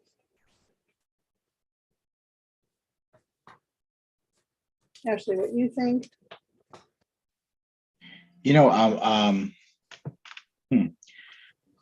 So yes, November 15th would be helpful, but I'm wondering, this is just, I guess in my mind, this is the kind of data that's easily retrievable. It's not like something that is a really heavy lift to get that data together. So I'm wondering if we just requested it as part of, the Assistant Superintendent for Business report. Yeah, that's what I'm wondering. Like, if we just have that listed as a section, like we want updates on, non-instructional personnel hires, right? That's one section. Another section could be, well, they would call it Title 9, because that's related to the free and reduced lunch amount. And then I forget which title number it is that's related to the ENL or ELL population, right? So that also is data that goes in there, but we'd have to categorize that. So for the purposes of the events and the lists and the tasks that we are going through, right? Because we don't specify currently on our event list what the items you've just named as far as what we want people to report, and pretend we all get hit by a bus. How do we rely on future boards So to in investigate previous September, packets to see what's being included, or do you now want to list out things we want in each person's report, or do you want that as just like the attendance report is broken out as a separate report? right, September, October, November, do you want to say business administrator report will include free and reduced lunch numbers and total? Do we want to put that in September and October and November? By November 15th, it will be reported to the board in November and submitted to the state November 15th. We can do that, or we can just have it as a standard on the business report. I'm open to either way, but if you want to just say what you want in everybody's report, we can do that. I'm playing devil's advocate here. If we get hit by a bus, this is a guide for what information people need for new people, why and how it's used. But so now you brought up those other instances of things we ask for, and they're not spelled out. If you want to go that route, do we spell them out? Or do we list this as kind of an item like the attendance report? I'm 50-50. So Ashley, do you have any opinion on this? Oh, so first, I prefer to use the if we all win the lotto line, just putting that out there. But secondly, I think we should spell it out. Because again, when we don't spell things out, that's when things get confusing. Our expectations are confusing at that point, and frequency gets confusing. And then if we all won the lotto tomorrow, you know, who's gonna know what to look for, to your point. So yeah, I think we should spell it out. If you win the lotto, you're quitting the board, Ashley. That's what you're saying. That's what I'm What I'm saying is if the seven of us won the lotto tomorrow, the board action items might not be number one on our list initially, at least, right? There may be some other things to address, and then maybe we'll come back to it. But I prefer that option over getting hit by the bus. I'll just put that out there. Glass half full. Okay. I like the lotto too. Maybe we have it. I do think it needs to be clear by it's money, right? So we're talking about title money and fundings, federal monies given to the district based off of data. So that's the reasoning. It's based off of data that we get certain monies and funding. And we need updates for that. Where does that go? In the task list or in the business report every month?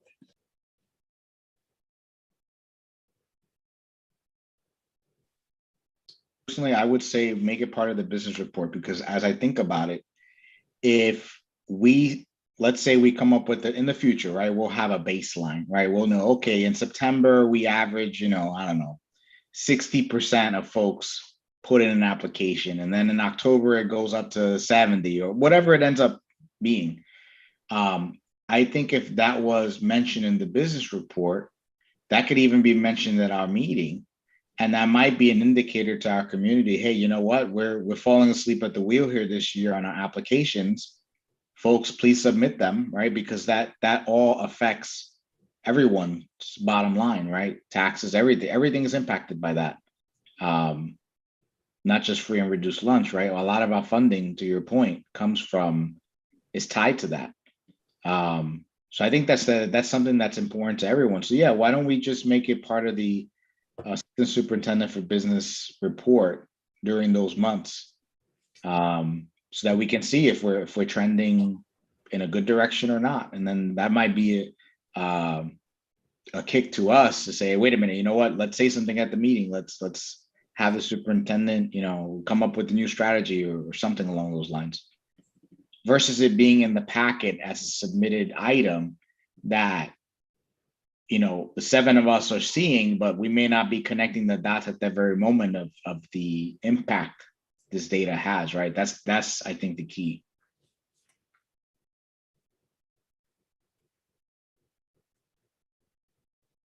Okay. So if I'm hearing this correctly, it's just like we have listed monthly treasure report, we're going to now list monthly. Just for, I think, the first 4 months, right? The September through December, I think those are the critical ones. Just get that update. Yeah. At the public meeting, I guess, at the non-work session, where you get that update.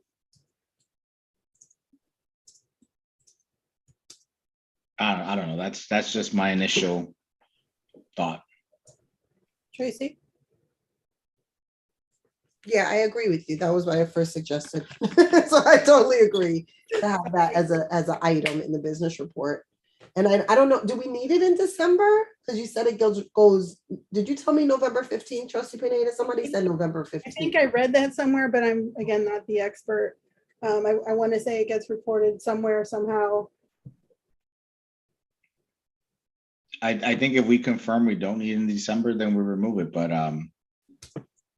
Yeah, definitely September, October, November, possibly December, whenever we need that data to, whenever the district reports. So if it ends up being November, then maybe it becomes, August, September, October, November, right? Because August, you would start seeing it in any kind of packets that are being updates, et cetera, right, that are coming in from the parents.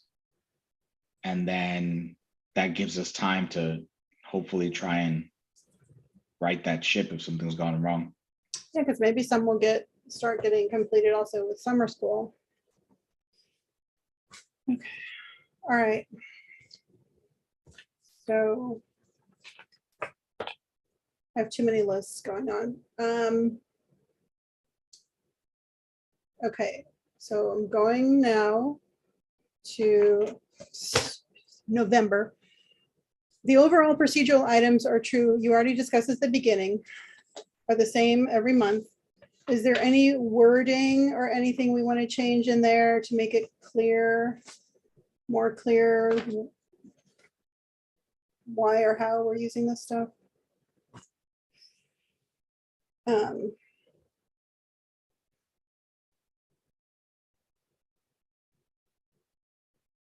I don't really see anything that stood out.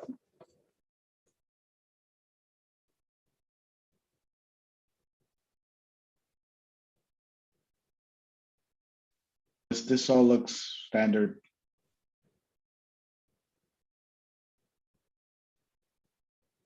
I mean, What we should do though, that first overall procedural item about school presentations, we should flesh that out and delineate which school goes which month. Yeah. That way we have a consistent schedule that gives the buildings enough time to prepare, right? They're gonna know that, ECP goes this month, and that way, it's not as much of a Maybe, scheduled. maybe we should put that to them as well to make the schedule as far as which month, because, give them the parameters of these out of these 5 months or whatever, and put that to them, because maybe there's certain things that each level of building may be doing at a particular time of the year. That's a good point. they'll all be rushing to be the first. So if we're going to ask Dr. Everson to see to propose that after hearing our suggestion, so that would probably then go later on under the executive content as far as what to expect at the work session or whatever. Correct? Agreed.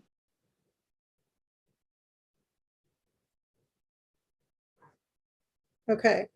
So I'm just going to keep moving down November items. So in November, then you have executive content. At the work session, we do this. We probably should confirm that it should be ready by then.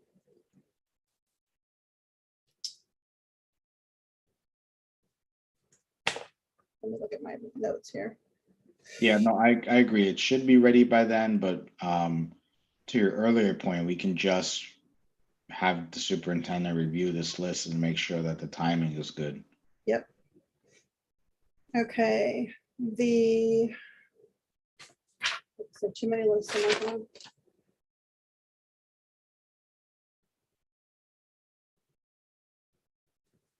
In November, the independent external audit is already here on the list. The verified dates needed to file. So when we go back to my month, October, I'm going to put in their audit committee meets.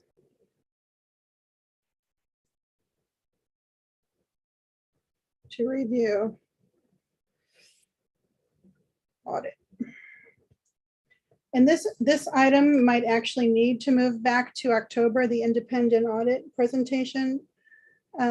Because again, I think it's due by November 15th. So it may stay in both, it may end up being in both months. Because if we wait till the regular meeting, depending on how the month falls, it might be too late. It would be within, I think there's a 30-day grace period, but it might be too late. Okay, so for that one, can we just update the November text then to say if not already completed? Okay. Right, that way whoever the board is, they know, hey, if we did this in October, we don't have to do it again in November.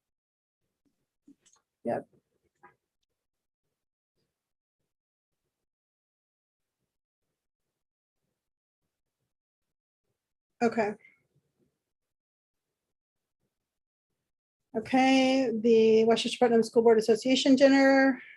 Okay, then we have an event that may or may not happen anymore. Should we, I mean, the CEC committee may or may not have this under their umbrella. Should we? All right, what review month this are you in? item? What month? I'm in November. I'm under the executive content. So, November wasn't my month, but in my months, one of the suggestions that I had was to remove, because at that time we listed like specific months,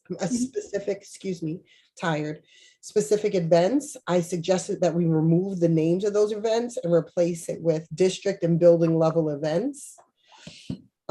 So for November specifically, you're talking about particular events, maybe we should just make it more of a general thing. So the only thing I'm gonna say there is, depending on the month, there's a ton of events, right? Mhm. So I think the rationale in my mind when I read this for why these are called out is this is kind of like the traditional events that are attended, like the minimum, I guess. And anything beyond that, I think would be at discretion of the president's availability. So if we lumped it and changed it and said, okay, it's just general, the question is, will future boards know that these are the events that are typically attended? Right. Okay. Well, also, That's but the only also question I have about it. regarding this particular event, it may, I mean, it's technically optional. I'm assuming you guys put some of this under here also because it's something you want to see happen every year, no matter who is in place, whether in the board or in administration. But if that's not the case, for example, for this particular event, maybe this particular event should just get removed, unless it's the preference of the board to have something like this every November.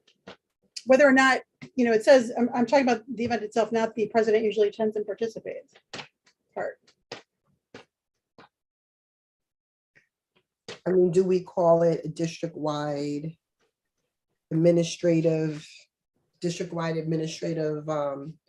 community event? Because that's what that is. It's community engagement event. That's what it's supposed to be. I mean, if you're asking my opinion, if we're talking about, do we want to have something in November? I will say, I'm looking at the calendar. I will say that in November, we have Education Week and National Parental Involvement Day. So I'm all for saying that ideally the district and the buildings organize something for National Parental Involvement Day, and the board should hopefully be welcome to attend at least the open houses at their liaison schools. Now, if you're saying you want administration to do something more, and we put an event on here that we are going to request administration to do, that's the other question. It's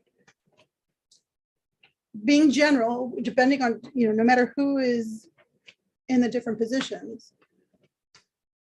No, I don't know if these things happen in November because of National Involvement Day, Parent Involvement Day, but I'm just saying, I read that as there should be a district level, district-wide engagement, community, parent and community engagement event. Community engagement event, at least by November. There should be at least one. And the board members should attend and participate. I mean, this designates the president, but I think it's a little different than Parent Involvement Day because it's a district-wide community engagement event. I think we should encourage whoever is the administrator or the board to have a community engagement event, at least at the first half of the year. Well, some, right, and that could be the discretion of whatever administration is in place as far as if they want to tie it into that parental involvement day or not. But so you're stating a preference to specify that the board requests that there be an event during the month of November. That's what I'm trying to. It's Ashley, Timing went into November, but I think, before you get to the winter or deep into the holiday season of the end of December, there should be a district-wide central office level in conjunction, because that's in conjunction with the CEC. So it's a board and, board leadership, board superintendents, district leadership, district level, district-wide community engagement events. To make things simple, because I like simple, forgive me, could we just leave where it says superintendent's dessert / CEC meeting, and then we could just put in parentheses or some other community outreach? Yes, And leave it sounds there. perfect. And then that leaves us the door open in case the superintendent decides that they don't want a dessert or they want to do something different, or we'll cover it with one of them.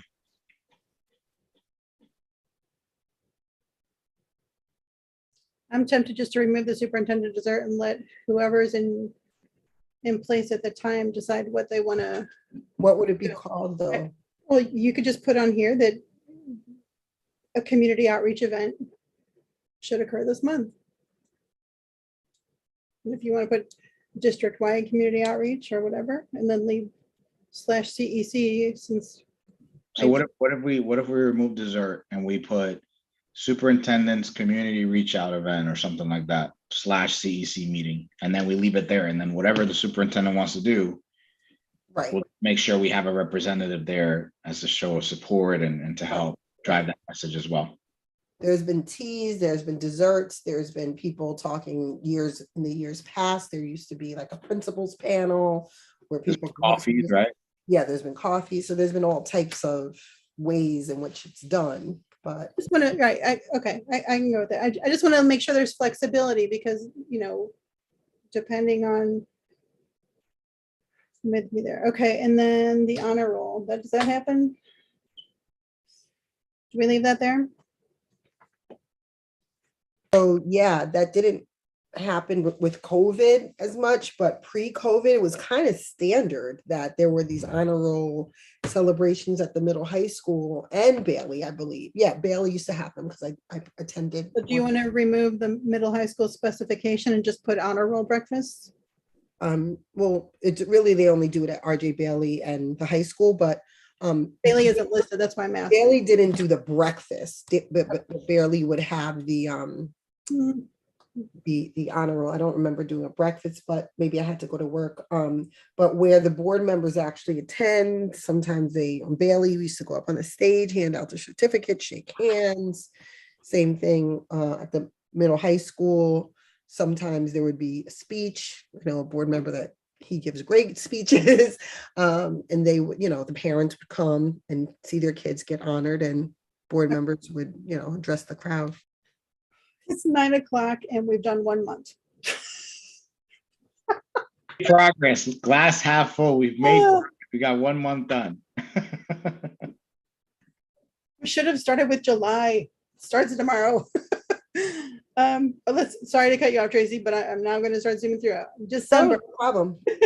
December, all changes as noted, executive content, anything in December that we need to change. Winter concerts, no, stays the same. Westchester Putnam event probably stays the same. Did I notice anything to add in December? No. Ashley, did you have anything that you wanted to add or remove from this month? The concerts covers it. Okay. All righty. January. First 2 parts stay this. Well, no, we changed part of the top part. Okay, going up to the admin content, there's one item there that is different. The list of unfilled staff positions, but we get that every month as part of the packet. Should we just remove this or? Yeah, as long as we continue getting it through the packet, I'm fine removing it. Should we add it as a monthly and every month thing? Again, I go away. Yeah, I think it would be helpful. I think so. Okay, so Sorry, because you're not on the screen. Where exactly are you? I'm looking at January. Yeah, I'm in January. And I'm looking at the admin content, Mhm. number 4. Got it. We get that every month. I mean, Right. every Friday, really. Right. Um, Saying to add it but something officially in with, the list as an item in case we all win the lottery and go away traveling. Mhm. So, geez Louise.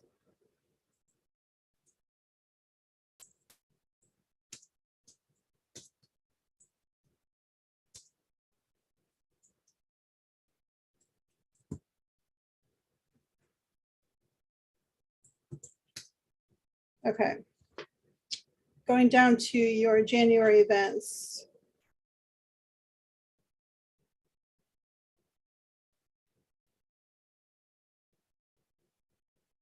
You have, okay, the first item stays the same.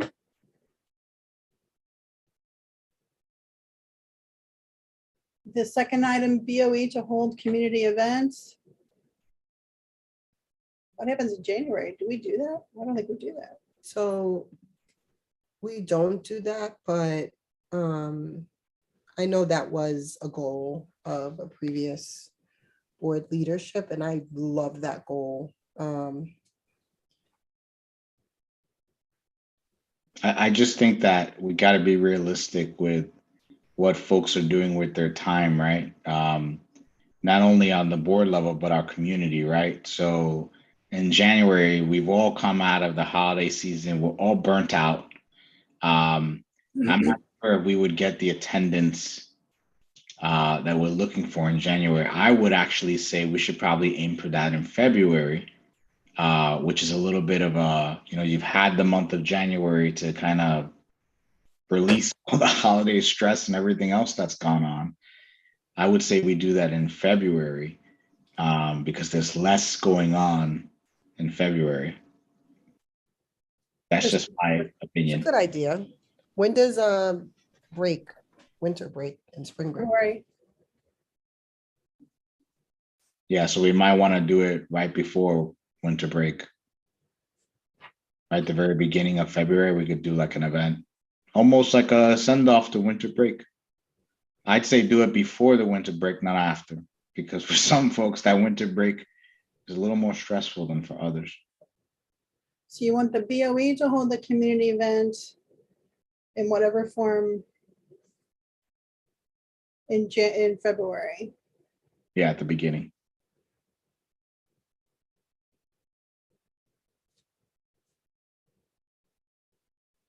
Early Feb. And what form that takes, that's to be determined, right? We can figure that out. Yeah, if we leave it general, then it doesn't lock in anyone too. That's just my thought process, because again, I think January I folks would agree kind with of burnt out. Yeah, Do you suggest that that be also delegated to the CEC committee, the community engagement? Yeah, I think it would make sense that they take the steering wheel on that one, right? So because what we're gonna find, and my suspicion over time, is maybe this year we decide, hey, you know what, it makes sense to have, I don't know, a lunch or something, and then in a few years maybe the lunch no longer makes sense. Maybe the community is not really responding to that, and we'll have to pivot. So I think the CEC would probably be the best forum to solicit that feedback, as well as come up with the idea. There's also generally, I'm looking at the calendar, reminding me of things that happened before COVID. There used to be a district-wide Black History Month celebration where everyone was invited. I mean, maybe that is the event, and we just make sure that board members are attending that, or that's done in conjunction with CEC or something. Just one, unless you wanted to have a separate gathering. I mean, I think we could fold it in. But at the same time, I wouldn't want to lock us into that. True. Okay. Because if you think about it, most of our, not just Black History Month, Hispanic Heritage Month, all of our events tend to focus around the activities of our children and the stuff they, that they've been working and prepping for and showcasing their skills. And I think that that's critical, but I don't know if that's necessarily what we're going for with community event, right? Because we're trying to build, I guess in my mind, the context is we're trying to build a relationship between the board and the community for those events. Okay. All right. Moving back to January. Yes. Sorry. Thank you, Tracy. Regular meeting, we have certain approvals. That's great. We have the winter retreat noted here in January, where we're reviewing progress towards goals and reviewing draft 1 of next year's budget. Do we want to list anything else specifically there? Remove anything, or are we good with that?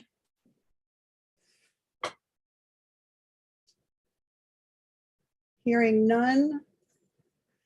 I'm going to say that in January, I wanted to put an item in here specifying that the government relations committee, if it exists, should meet to review all of the different organizations' legislative goals, because like the first week of February are when all those meetings happen with legislators to talk about lobbying for, before lobbying day. So I wanted to put some item in January recommending that committee, or if that committee doesn't exist, that, board leadership appoints people to review those goals and to suggest any priorities for GCSD specifically to discuss with legislators. Are you guys okay with adding that on to January? I'm fine with that. Yeah, it sounds good. Okay. All right. February. I'm going to finish Ashley's months at least. February. Same thing up top. We've added in phrasing to the one item. Okay, you've got other different items up here, which is the program updates, goal updates, goal updates, goal updates. I'm going to ask, did you have any suggestions on this, Ashley? Before we started our meeting earlier tonight, I think the way we've laid it out now, those goals updates are covered by our monthly reports. I guess that's what I want to say in a concise way. Prior to our beginning of our meeting, I thought it was relevant, but for the most part, our monthly reports will cover that. So for those folks that are giving us monthly reports, such as the building admin, so it's number 6 and 7, I don't think we necessarily need that because that's already covered in their reports. I think we'd probably keep number 5. If I'm remembering correctly, I think we need number 5. Well, it's kind of combined with number 9 below. That's true. Yeah, so we could just combine the two.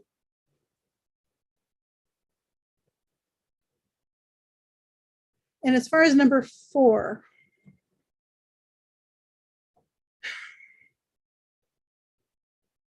so number 4 could theoretically also be covered by the monthly reports, as long as we're sure, and this is where we go back to our examples of the data we're looking for, as long as we can make it clear to the administrators responsible for those programs to cover that in their reports, then 4 goes away. and if we wanted special presentations, we could schedule those. Correct. Do we schedule them as needed? Do we set them in a calendar, or do we give that, as we were asking Dr. Iverson to give input on when the schools would present, do we create a list of other things we'd like to have presented yearly? I think actually that's another agenda item. Yes, that's a good point, right? So to your point, right, we have the buildings give their updates, and Dr. Iverson will determine, order and timing on that. But yeah, I think the other thing is if, our community doesn't hear often updates, short of when we're doing huge changes to programs, they don't really hear the status updates. So I think, yeah, to your point, that would fit in nicely, and she can determine when those happen. Okay. Okay, so this particular item we'll remove and add it there later. Okay, going down to the executive content. Work session, yes. Regular meeting. Okay, it's kind of weird, the usually approved contract renewals. That seems like a do nothing phrase there for February. I feel like we do that as they come up, and especially in April, May, June. So I'm not quite sure why it's here under February. Is there any reason that should stay there? Do we know if that's regarding something specific? I don't, but there must have been something they're referencing. I need 2 minutes. I'll be right back. Yep. Okay, and then for February, Tracy, I'm gonna add in lobby day. What? I like the lobby day edition, but I was saying there must be a reason for it to say contract renewals. There must be something that we're not right now immediately thinking of. Yep. So when Ashley comes back, I know it's really late. What I'd like to do, we've done his, and we did, the good thing is we've done a lot of the general items to clarify those. But I'm concerned if you want to be presenting suggestions for meeting structure to the board on Tuesday, that I want to at least cover that if we're going to skip everything else tonight. So I'm going to suggest that we table the rest of the months for this particular item and look at meeting structure when Ashley returns. Do you agree? Yeah, that sounds good. Okay, what I will do is talk to Joya to see where the base documents for this task list are, maybe make some amendments to share with you guys and with Dr. Iverson for her input. And maybe I'll throw in some drafts of other things we've noticed, or you could email me things and I'll draft that up so that this is at least moving forward. Okay, we'll wait for Ashley to come back. Is there anything else? Again, I'm conscious of the time. After we deal with the meeting structure, some of the other items might move quickly, but you guys can decide if you want to move or table them. So. Okay.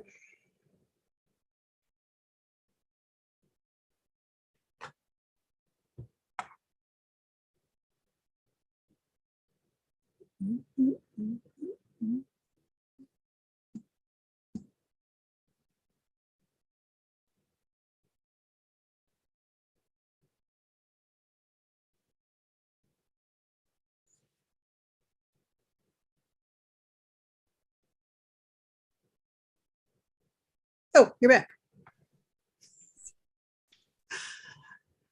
So Ashley, I'm gonna draft up the changes that we've discussed, covering those general items. Gives us a good head start, and we're just gonna quickly talk, or not quickly, we're gonna talk about the meeting structure, because I think Tracy wanted to present that, or we were gonna discuss it on Tuesday, so that we start out next year with an agreed upon format. We decided the other night that the work sessions would begin at 6. Change that there. I was really expecting more discussion around that, but no one seemed to object. I'm shocked that the 2 people who have to travel most for their work, one of whom is with us tonight, did not say anything about that. Okay, so Tracy, do you want to take the conversation from here? And I've listed here what I think currently happens. So yes, that's pretty much what currently happens. I mean, sometimes there's a little bit of change depending on if, someone is there that we have to, recognize. We might put that before the public hearing, but, they're pretty, 2, 3 are pretty fluid. My concern is number 6. I really think at some meetings, even this year, when 1 through 5 go really, really long, kind of, we haven't had a lot of public comments, but when 1 through 5 go really long, we put it down there so that people could hear everything before commenting. But if we go too long, there's a little bit of a deterrent for people to come and make public comments. So, I always like the idea of having 2 public comment sections, but that's not super favorable to everyone. So I'm not sure if we should move it before discussions. Definitely before discussions. I wouldn't put that after discussions, but how far up do we move public comments, if at all?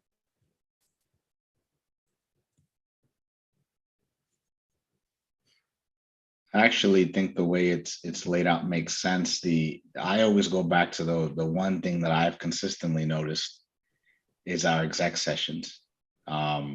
Depending on what's going on, those exec sessions run long, and we've been going into double exec sessions because time constraints, right? And we don't want to keep the public waiting.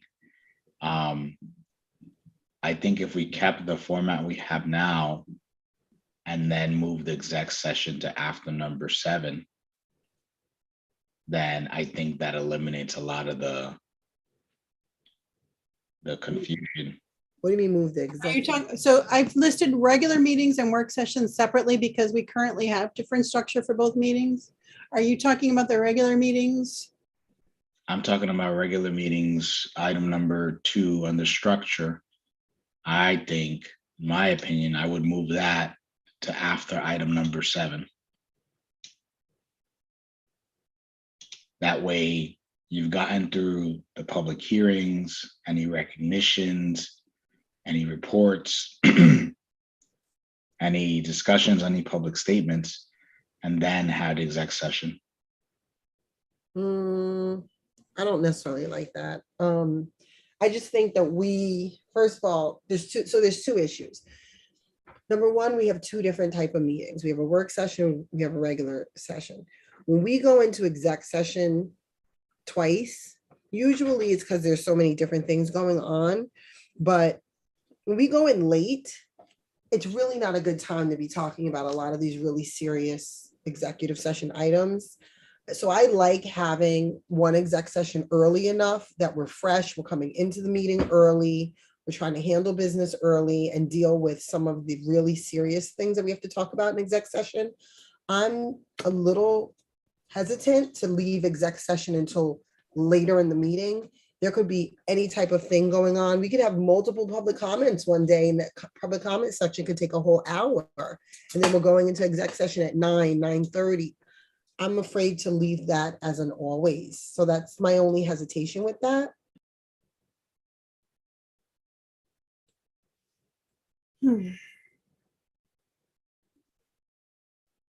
The only thing I'm thinking of is earlier this year when we were going to have a presentation at a regular meeting instead of the work session. And I did suggest that we have the presentation at 7 instead of after executive and then beginning at basically Why don't we stick to a structure? Why don't we not do presentations haphazardly at any meeting?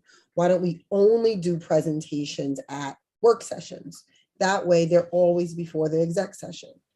And if the regular meeting starts at 7 and we know we go into exec session for an hour, we're not doing a presentation later that day, or vice versa. Maybe we should do, if we're going to switch it, that's fine. But I really do not want to keep toggling back and forth like, oh, this meeting will do something at 7 and oh, that meeting will do something.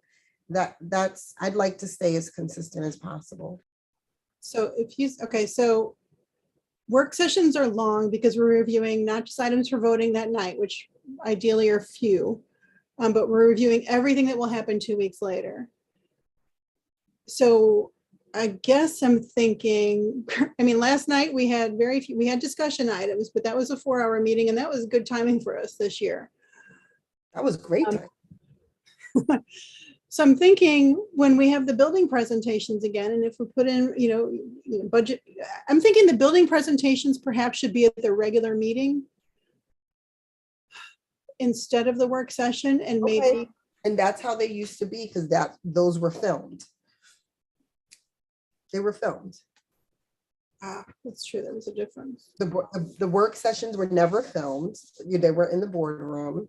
They were like, work. They were working. We were doing a lot of the work of the board. And then the regular meetings were for the camera. That's where you did the big presentations and everything.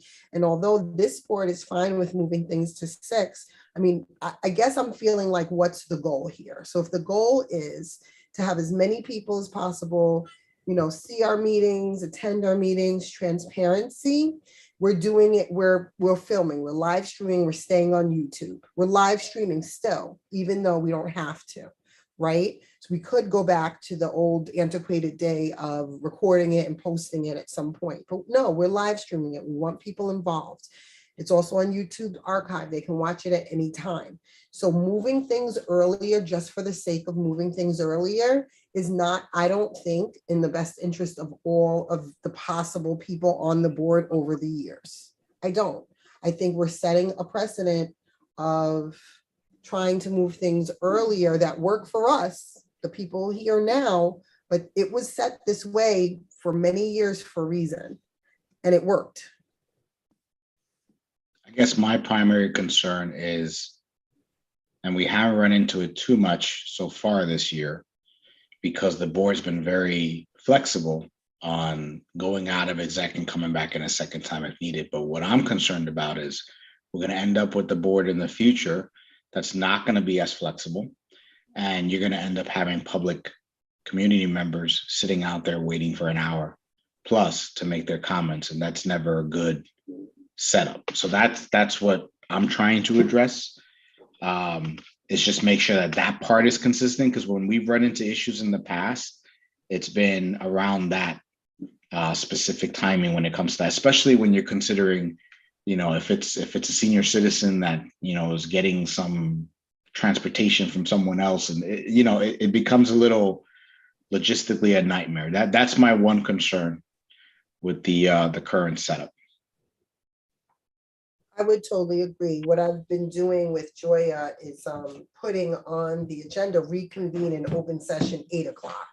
Like, I've been making it very clear that, and I think you've been pretty consistently in exec session saying it's 8 o'clock, like, stop the combo, let's focus, let's get back out there. I agree. I think that needs to be very, very, very much enforced, every year. To Ashley's point, I mean, we've been flexible. We've either started meetings early because we knew it would take longer than an hour when it comes to the regular meetings, or we've come back for second sessions. I'm just going back to the presentations, because that's when a lot of people tend to be there. There's different kinds of presentations, right? There's the building presentations, and then there's what we alluded to a few minutes ago on whether we want different programs to present, like, PPS or guidance, as we've had in the last year. I'm sorry, I'm jumping around. But I think the first thing we need to decide on is which meeting do we have presentations at, and structure public comments around. I'm not structuring public comments around anything. Because I'm going to go back to the fact that public comments are optional. So I don't structure anything around something that's optional. But I would vote for presentations to be at a regular meeting. I would agree with that, at the regular meeting versus the work session. I do agree they are optional, but the fact of the matter is our community is accustomed to it. And the few times when there hasn't been one, we've had some uproar about it, because it's just Part of our culture. What they're accustomed to, right? It's what we've gotten them used to. So if you're suggesting presentations at regular meetings, are you specifying only building level presentations, or if what about budget presentations? What about I guess that's technically part of the assistant superintendent report. What about program or initiative presentations when we have EOS or these other people come present? Do you see flexibility in having those still at work sessions, or are you suggesting everything is at a regular meeting? I see flexibility with those sort of things. I would suggest it at the regular meetings. Because, as we all know, the work session meetings are the longest ones, and we're already going over the agenda for the next meeting, et cetera. So I think where we have flexibility when it comes to time is the regular meetings. So then maybe we should try to hold ourselves to that. And if it becomes a problem, then we'll revisit, but try to hold ourselves to the regular meeting presentations. Well, I can see a split here, though. I can agree. I can see where we do programming and buildings at regular meetings, but maybe initiatives that we may be voting on later in the month. Maybe we need to have those presentations and updates at the work session. I mean, specifically the items I'm highlighting now, EOS, TLC, but different things like that. Well, I'm in the minority. I'd love to go back to the day where we don't record work sessions, but that will probably never happen. I do remember back in the day, though, there were presentations at work sessions, and you either had to read the minutes or you had to be there. And they were sometimes presentations on contracts that we were going to possibly enter into. Not large program stuff like how we're doing the larger professional development contract, but smaller things. People that would present something to us, like for earlier this year, we had Earn Your Leisure come. Something like that would have been at a smaller, untaped work session where they just come and talk to the board about what they could offer. So I could see that, but I actually do really like Trustee Pineda's idea of having as much as we can at the regular meeting, and if we run into an issue, maybe then we address it, but I'm not against trying that. Let's game this out. If we have presentations at the regular meeting after the executive session? Yeah, that's the way we have it listed out now. Then, so these begin at 8. Let's admit they take an hour, no matter how many times. And then we have committee and student reports. So we're at 9 o'clock. This could be 9:30. So this is why We're at 10. this is why I'm saying, I'm just giving out the. This is why I said to move. This is why I had said earlier to move up the public comments, because that's actually what had happened. There were parents that came to our meeting to talk about the data breach or something, and we had, I think, 2 presentations that night. We had maybe targeted leadership and someone else, strategic plan or something, and it went on, and they left.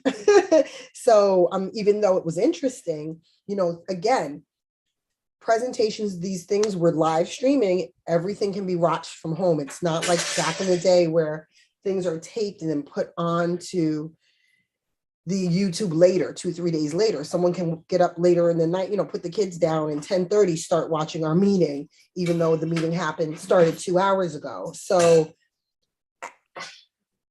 I would move public comments up, and then have 2 public comment sections. If someone really wants to make a public comment on the rest of the meeting, they could stay all the way later and then make their public comment.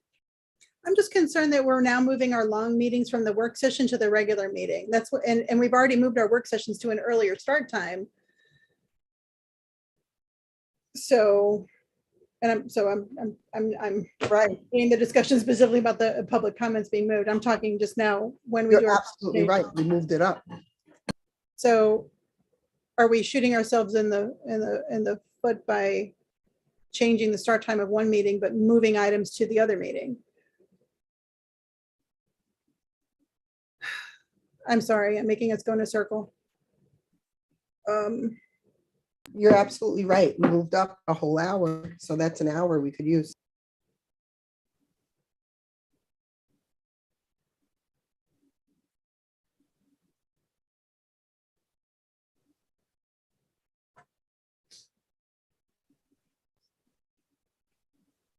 Okay, So just as a reminder, our work sessions this year have been ending around what time? Midnight, 11, 12, 1. depending, right? Depending on the, Midnight is an average, 7, so 7 to 12, 5 hours. so Yeah, if we move it up an hour, then it'll end at 11, Right. Well, given the current structure, right? no, correct. no, we're on a new trend. Didn't you see what happened Tuesday? 4 hours. But we didn't have a presentation. And that was one meeting. We had discussions, but no presentation. So, let's look, maybe we need to decide when there are presentations, we don't have any discussion items. I don't know. In one meeting, right. It's not a trend. One meeting is not a trend. I wish it was, but it's not quite yet. I'm just thinking positively. I'm just trying to. And if we, so right now, okay, what time are our regular meetings ending? I don't know where you had that spreadsheet of Yeah, I have to all find of our out. times. Our regular meetings are ending no earlier than 11. So that's 7 to 11 plus. I feel like everything just ends at midnight as an average.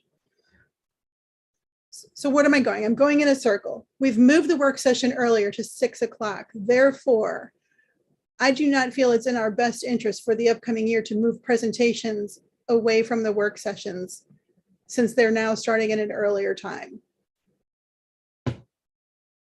You know, the other thing we could do, we can stick with that idea, Trustee Valen. I'm fine with that. If we want to just keep going with that trend, that's fine.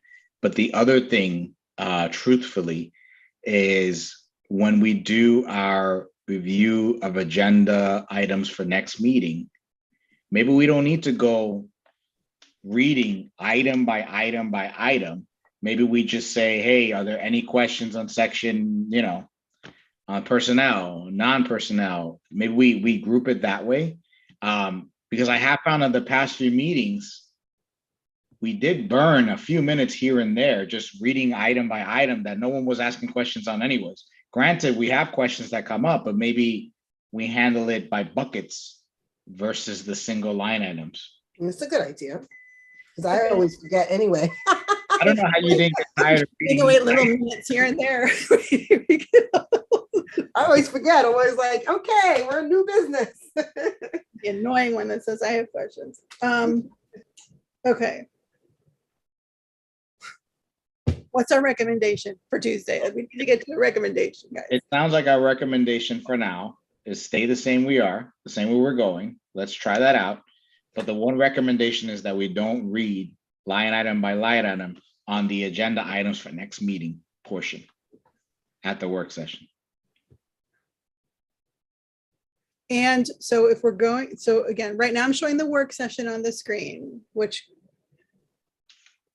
lists, call meeting to order, public hearing, recognitions or presentations, committee, admin, and student reports, discussions, if any, and then public statements. You had suggested earlier to move public statements before, or public comments, whatever we call it, before discussions. Do you? I did, but it didn't sound like it was an appetite for that. Well, we rarely have discussions at those meetings. So. Yeah, but I actually really liked the discussions at the last meeting, and I'm wondering if we can, discussions kind of come up in the context of a topic. I'm wondering if, more often than not, if I pay attention to the topics and what's going on, we can actually make it a discussion items. I think the public likes to see that we're going to discuss certain things. I agree. I do think it's useful, and we should be doing more of those. I'm just trying to think of I'm worst case scenario planning. I'm sorry. I really never thought I was glass half empty, but you're really pointing it out to me tonight, actually. Let's say we have a long presentation, or we have 2 presentations that night plus a recognition, and then we have discussion items. Worst case scenario, where should public comments be? Still after all of that, so that we hear their input and their reaction to the things that they've heard earlier in the night, or before all the other? To be honest with you, Trustee Valen, that hasn't happened at all. No Not this year. comment, huh? Not this year. but it has happened before. Yeah, I'm still not clear. People know we're Before meeting. COVID? Before I don't COVID. think that happened at all before COVID. Yeah. Yeah. Yes. It during COVID, because there was a lot of drama, but I don't remember that happening. Even before COVID, it happened a lot.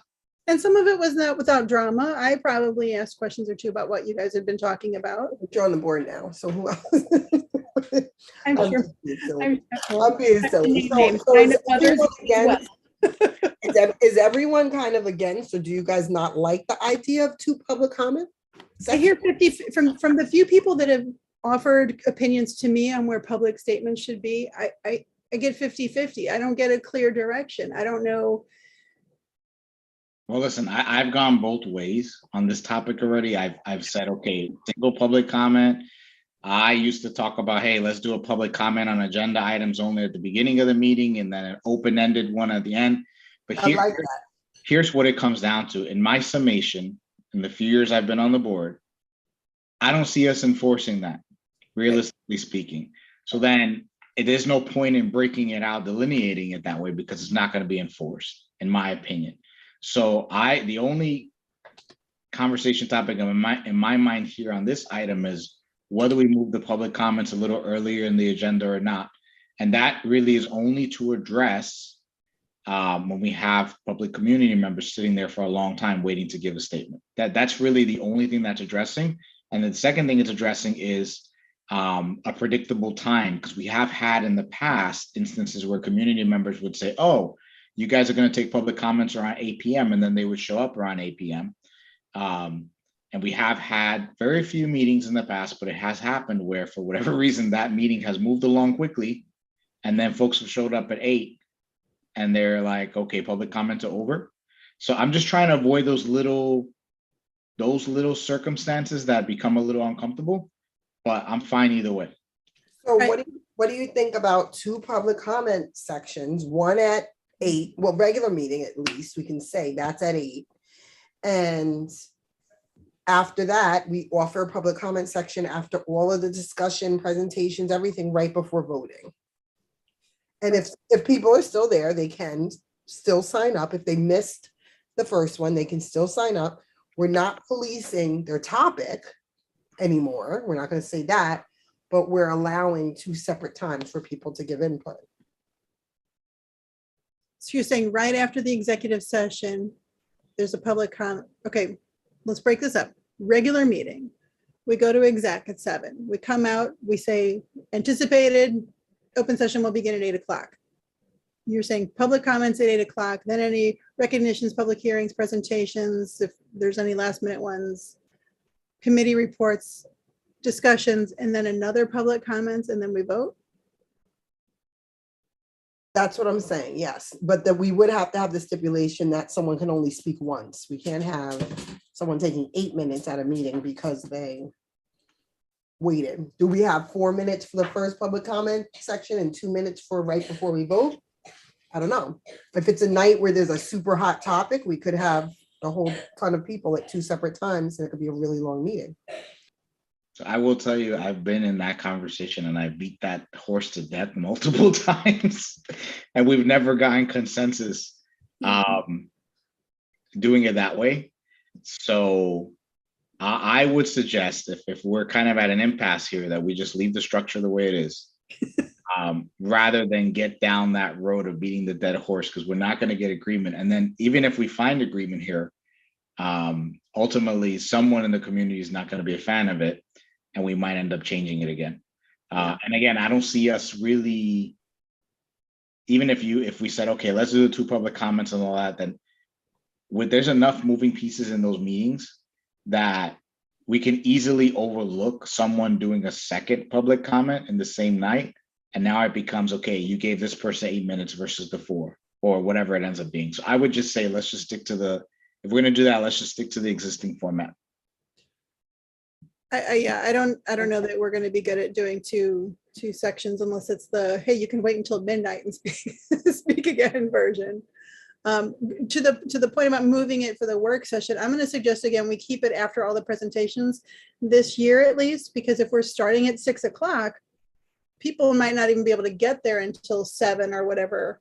to have their public statement after the presentations and committee reports and whatnot. So definitely for the work session, I suggest leaving it where it is, just because we're starting early. Sounds good. Okay, so it sounds like we're doing nothing. We've talked for 30+ minutes to do nothing different. Well, what would be different is during the regular meeting, we would put the public comment earlier. Would be right at 8. That's what I thought Trustee Pineda just said, when someone expects to come and speak right at 8. Is that what we're doing? I'm fine with that. At this point, sure. Okay, so Hey, regular meeting, And Teddy agrees. Teddy agrees.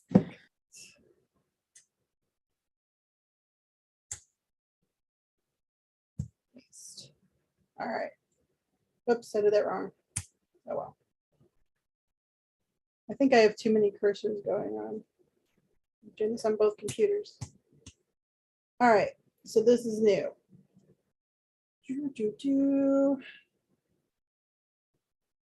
Okay, I'll just have to find that later too. Okay, now. Guys, just say you quit at any time, please. I will steamroll. Okay, I put on there special meetings, currently don't have public comment, blah, blah, blah. Should we consider calling them more often to make those other meetings shorter? The current board said they did not want to have a third standard meeting to consider specific items. Do we want to continue as is and address this if it becomes an issue next year? For adding in third meetings each month as a regular work item? I would definitely not add a third meeting unless it came down to we had to. For an emergency type of situation, I would leave it with the 2. Tracy, do you agree? For now, I would agree. I think definitely let's see how things go this year. Because I think, the first year with the new administration were more things we needed to do, which was why our meetings went so long.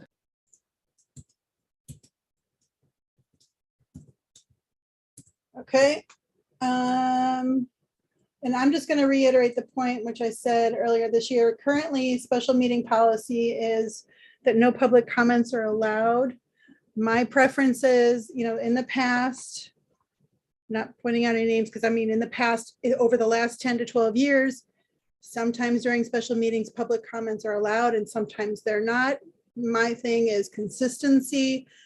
I suggest if we have a special meeting on a particular topic that the public is interested in, and we know they're interested in it, that we need to disclose, we'll allow public comments before the meeting instead of allowing the person who shows up to speak at the last minute without prior notice. Why? Because there might be someone who wants to speak on the topic, but assumes that we're not going to allow public comments and therefore doesn't go to the meeting. I think we need to disclose when we'll allow. I disagree. I think there needs to be a general no public comments, and I think it does need to be up to the discretion of the board president, whoever it is at that time, on whether or not to allow public comments. I would just say flat out no public comments. That way there's no confusion at all. Okay. And the reason I say that is because if we leave it to the discretion of the president, whoever that is at the time, you're going to end up in the situation where the community may feel either there's a lack of transparency or there's a lack of fairness. People take the public comments and it's a very personal thing to them.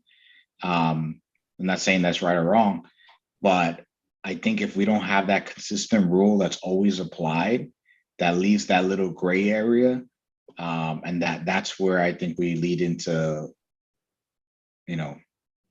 confusion territory. I agree there needs to be consistency. However, I also have been there when there are times where allowing a public comment helps to diffuse situations, where allowing a public comment helps to alleviate confusion, specifically around the bond time. And I don't want to be locked into, not now. I think the board's working really well now, and we're not doing anything major or controversial right now. But there are times where there's so much confusion that not allowing a public comment or question or statement to be said can just prolong the confusion where things can kind of be taken care of. So I think that's why that's there, because depending on what the topics are, depending on the amount of people at the meeting, sometimes you can diffuse the situation by allowing public comments. That's all. I've just seen that happen. But I mean, listen, there is definitely a perception when comments are allowed without prior notice at special meetings. There is definitely the perception that certain community members are favored when they're allowed to speak without prior notice. So again, I'm sorry, I'm beating a dead horse, but to Ashley's point, I want to go for consistency. Either we don't allow public comments or we publicize with a meeting notice a simple phrase of public comments may be allowed at the special meeting. If the board president has a feeling that there may be people showing up or that it's a hot topic, then that's all we need to do. Add in that phrase that public comments may be allowed at this meeting so that anyone who may want to talk or maybe can show up. Otherwise, there's a perception out there. Yeah, you know how I feel about perception. No, I feel about perception. But okay, I mean, I'll go with the majority here. I just have seen it work in the favor of the board to sometimes allow it. I mean, maybe it's better not to allow it all and see how that works out. You know, Well, that's what Ashley's saying. He I know says, that. I know that's what he's saying. That's what I'm saying. Maybe that's the way to go. there's no majority unless you vote one or the other. So is that Oh, the way? really? I'm sorry. I'm He's sorry. suggesting no public comments at all. I'm saying no public comments or publicize that they may be allowed at this particular special meeting. So Yes, what? I would say let's try no public comments at all and see where that goes. But what about like, okay, so I'm sorry, let me give you an example. So like when we had, and this was during virtual, when we had the huge special budget meeting that we had virtually. And a lot of people attended, and you know, there was some That was different. That was a finance and facilities committee meeting. Yeah, but didn't it become was I on that committee? I thought it became a board meeting because more of us came or something. It had to be a special meeting because I think I mean, I was in that meeting, so I don't know. Was I on the committee that year? Maybe that was the one we did on a Saturday, right? I think. Yes, yeah, there was huge virtual.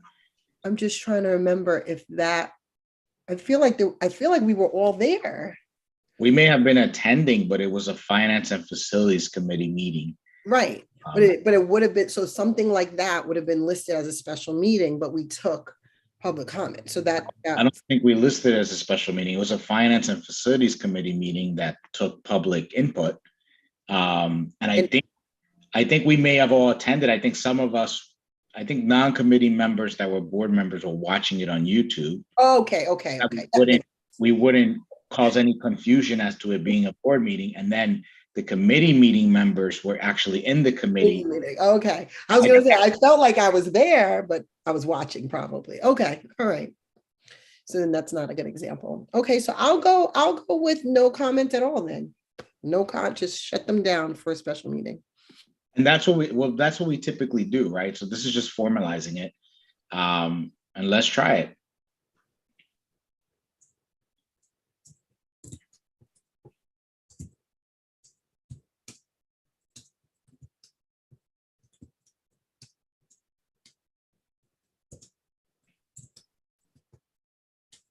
How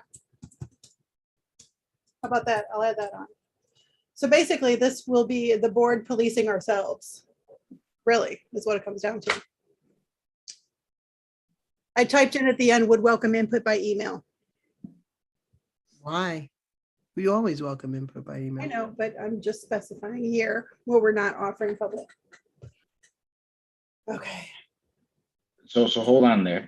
So the only concern I have there is we go back to what we were just discussing essentially, right?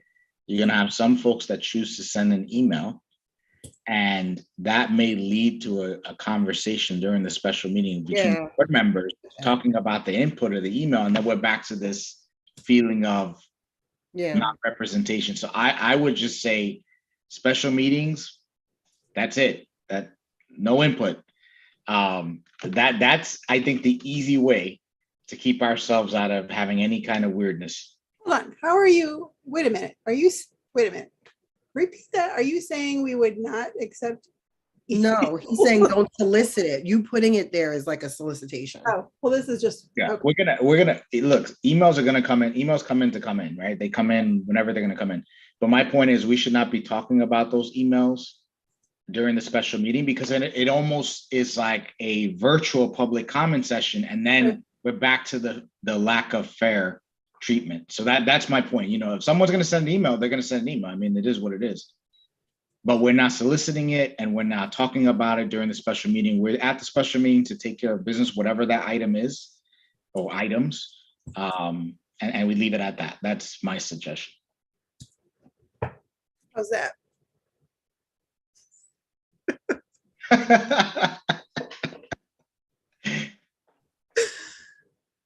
I'll make it like this. No public comment. I won't even say the part in parentheses out loud. when I No, get- there's no public comments. There's no police. We don't need to police. This is totally non-police state. Oh, what in the world am I doing? Oh, why am I so itchy today?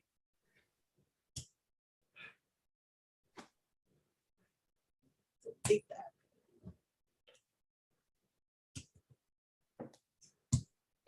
Okay. My gosh, something I thought would be fair. Okay. Stopping, moving ahead. 9:48. We have the meeting schedule structure down. Do we want to, going back to the calendar thing, do we want to present to Dr. Iverson different program areas that we would like to hear reports on at a meeting every year? Or do we leave that ad hoc and just leave the building reports as a yearly item? Oh. You know, you asked me, I'm for increased and improved communication, but I don't know. It's late, so I might not be thinking straight. But I think we should communicate. Communicate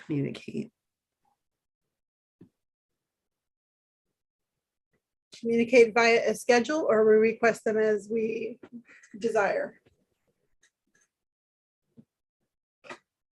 I would be of the opinion that we just take all of these and add them to our schedule. And then let the superintendent determine where she wants that to fall in the schedule, but say, hey, we want to see this. And then that covers the presentation to the community at the same time, right? Okay, I just listed things kind of randomly based on what had been done before and what was in that one monthly task list. Is there anything I should add, remove here? One that we saw, one that's not covered here is some of our special areas, right? So languages comes to mind. I kind of fit under curricular part. Okay, go ahead. Oh, if you cover it in the curricular departments, that's fine. Well, let's specify them though. So languages, arts, the music kind of falls under the concerts and all that. arts and music, yeah. I would like at some point, not necessarily a full presentation, but I'd like some information given about BOCES and what services students can benefit from. I don't know if current high school students know, but even, you know, elementary families realize what is available. And it doesn't have to be a full hour, but just, it could be the superintendent going over it or a curriculum person, but it would be nice to hear guidance. BOCES perfect. I can split up BOCES offerings separately. and she can decide.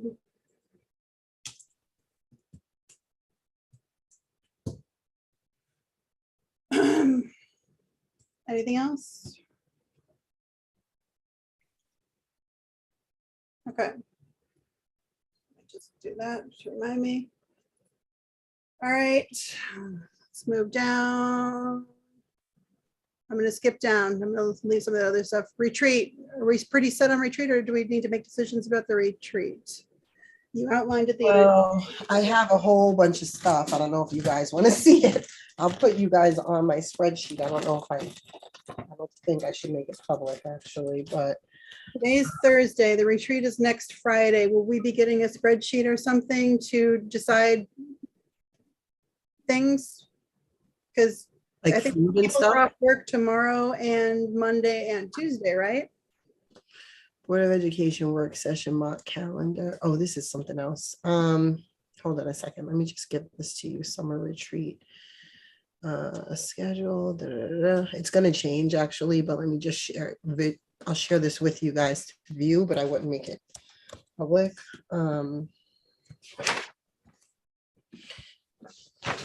Still working on it. The schedule actually has to change because of Carol's availability. Where do I have legal? Oh, no, it doesn't. She is. The question is there anything we need to I'm sorry, I'm tired. Anything we need to, figure out what needs to be decided or recommended before no, we decided. meeting?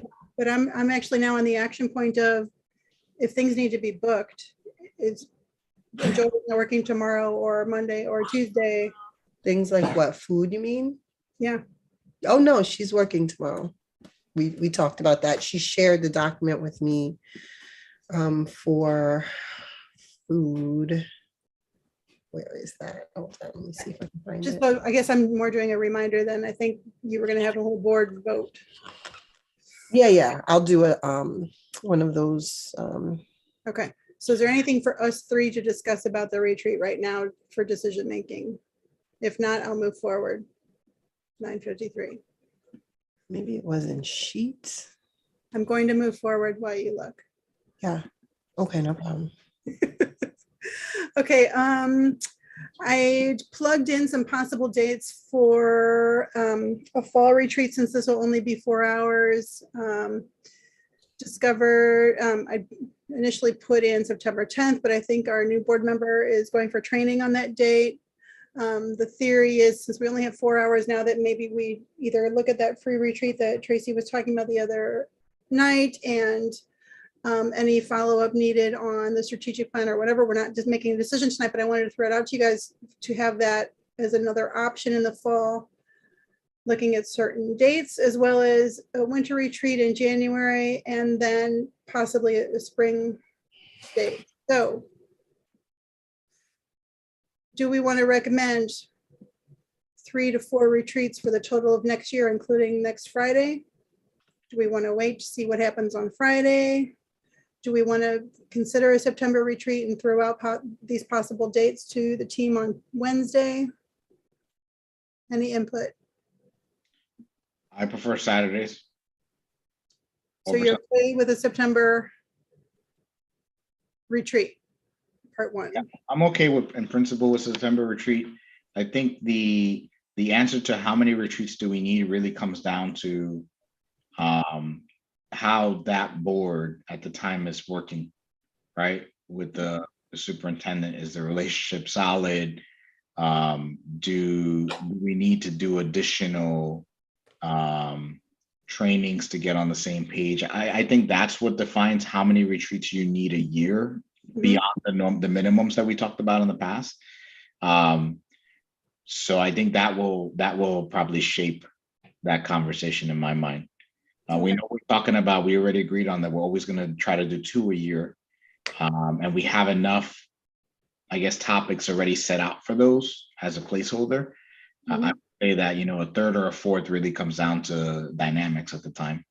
Right, and the only reason, or the main reason, as I stated, I'm suggesting the September one is because our summer one is really kind of abbreviated. Maybe that's not your history with the board, but I think we met at least twice before we were really in the full swing of the school year when I started. Yeah, last year was really an anomaly, though. We have never had that many retreats in the history of this board. They didn't even seem to have more than one retreat a year at one point. This year coming up, it seems like we're having that, like you said, abbreviated summer, July 8th. Mhm. Probably should have one in September. That's a Saturday, as Ashley said, a real like normal type of retreat.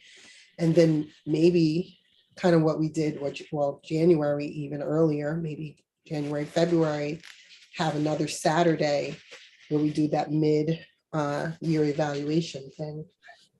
So hearing that you guys prefer Saturdays, or at least Ashley does, and knowing that, and trying to work around the 3-day weekends and the new board member training, really the only Saturday in September that is, well, from a board perspective, open might be September 17th.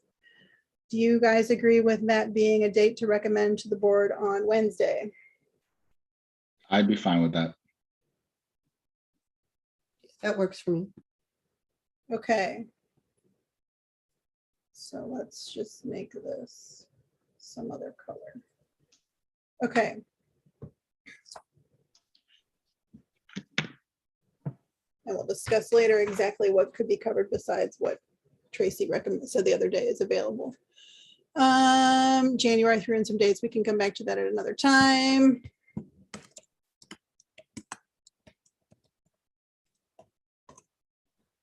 All right, end of year evaluations. Any comments to improve the process for next year? I have none. I thought it went really well. I thought it was great to hear that this was timely for you guys. The only thing, Go ahead. what were we gonna say, Ashley? I was gonna say, I'm just glad we got it completed on time. I think that's a record since I've been on this board. The only thing I would add about the evaluations was I like that we were able to look back at our board observation sheets. And I don't know if you have this further down on your list of stuff that we need to address, but we need to address how we're doing the board observation sheets. The very next, it's the very next item. Oh, it is? I'm not looking, I'm sorry. Okay, I'll wait. Well, is that okay? So next item, meeting evaluation sheets. Who should complete them so best used as a data point for board self-evaluation each year? Yeah, so that was where I was going with the, so if we're really gonna utilize them for board self-evaluation, we should not have administration completing them. Or we should have a checkbox, admin versus board member, when you check it off who you are, so that Joya can compile them. And if we do that, actually, we can take the names off of them. We could she could say received 5 board members, not actually name, and just remind everyone to do them. And if she gets 5 back or 3 back or 7, that's great if you get 7, but check off board member or administrator so that the administrators can be separated and not factored into the board evaluation numbers. I agree with that. I just, from a practicality perspective, I don't think we need a separate checkbox. I think the district clerk can just see the name of the respondent. I would keep the names, by the way, only because I feel personally like if we keep the names, it's kind of also a little bit of a trending analysis for ourselves to say, hey, you know what? We have 2 board members or 1 board member, or maybe the opposite. Every single board member has consistently filled this thing out. I think if we get to a place where we don't include that specific information, then we could easily overlook if there's a pattern that someone's forgetting or whatever the story may be, and then we're losing that data. Am I missing something? Because I never see names. Are you just talking about the district clerk for her reference to notice those trends? Right. Yes. Okay. Yes. Okay. So I would suggest, the admins are putting their names on theirs too. So we could just inform our district clerk, hey, when you get this feedback, you know, this does not qualify as part of the statistical analysis, the numbers. Yes, I just for clarity, I don't see names either. So I don't, meet with Joy and look at them or anything like that. So you're saying we wouldn't get that in the weekly packet of what the score, so if we're not looking at the scores, then do you collect them from the administrator? I mean, Right. So then that's my second question. Do we even need admin to fill them out? That's a good point. What's the value? in the beginning, I saw value in knowing that if all the meeting participants, to get the input from all the meeting participants on how the meeting was working and whether, and their comments on the interactions that were happening. I thought that was valuable, but I guess it's two different things. How are we doing overall? And then using it as a data point for our self-evaluation. You're right. You're right, because when we started this whole thing, we weren't considering using it as a data point, but then we kind of morphed it right mid-process. Right. So you're right. They are two separate conversations, and I do feel there is value when we think of it that way. I do feel there is value in getting that feedback loop going. But it's just making sure that we don't count it as part of the feedback on the board self-evaluation, because then it muddies the waters. So maybe a way to thread that needle is include only the board members in the number tallies, but any comments that are made, I don't know, in the qualitative statements, maybe make sure everybody's are included in that weekly report to us. I don't know. Yeah, but then we're not going to see the. Yeah. I would kind of, to be honest with you, I would take admin off of them. And here's why. If, say, the meeting was rated really high number wise, and then there was a comment that was a little bit critical about how the meeting went, everyone would know that came from an administrator. And if we separate them by, as I said, the checkbox, if we were to do that, and there was a difference in the rating, it was really high by all the administrators, but really low by all the board members, it kind of creates this division. So I just would not have them do it at all. That way there's no. Well, let me ask this. I mean, if we're, why would they not be included as part of the data? Why would? Because it's a self-evaluation. We don't have to use this as a data point, but we don't really have many data points to go from. Well, I'm just thinking this through, right? So going back to why did we even talk about this to begin with, right? Why did we even start this process? And if I go back to the point behind that, we started that process because we were trying to determine as the board, how effective are our relationships amongst each other and how we're treating these meetings, how they're organized, the pace, etc., how we're accomplishing business. It really wasn't how the entire meeting itself was progressing. It was really, how do we fine tune our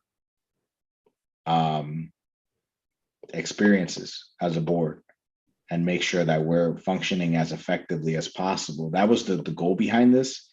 And it was so that we could see and give some feedback to the board leadership if something wasn't working, right? If we saw a pattern where 5 meetings go by and we're stuck in the weeds for hours at a time, it was to identify that. And to that point, I don't know if the admin level feedback significantly sways that one way or another. I've used when we get the tally at the end, I've used it for self-reflection and have tried to make changes in my approach for different things. And I honestly don't know if some of that feedback I'm getting, who it's coming from, because, for me, it does help me see it from the other person's point of view. Since I don't know where that is coming from, I can't speak to. Yeah, the more we talk about it, the more I think communication. With effective board admin communication, with effective leadership meetings and openness in those realms, we can get feedback on this sort of thing. And it doesn't have to be, so like you said, when I use that for self-reflection also, and to know how the meeting ran for the rest of the board, I can find out from the superintendent in the leadership meeting how the meetings are running for the administrators, what issues are there. But how does the rest of the board get that feedback? Well, I share everything, but that's how we would be able to, we would have to have a conversation with the rest of the board. So why don't we do this? Why don't we, to that point, why don't we make it a suggestion to the board from the Governance and Policy Committee to consider not collecting admin feedback on those evaluation forms and see how the board as a whole feels about it.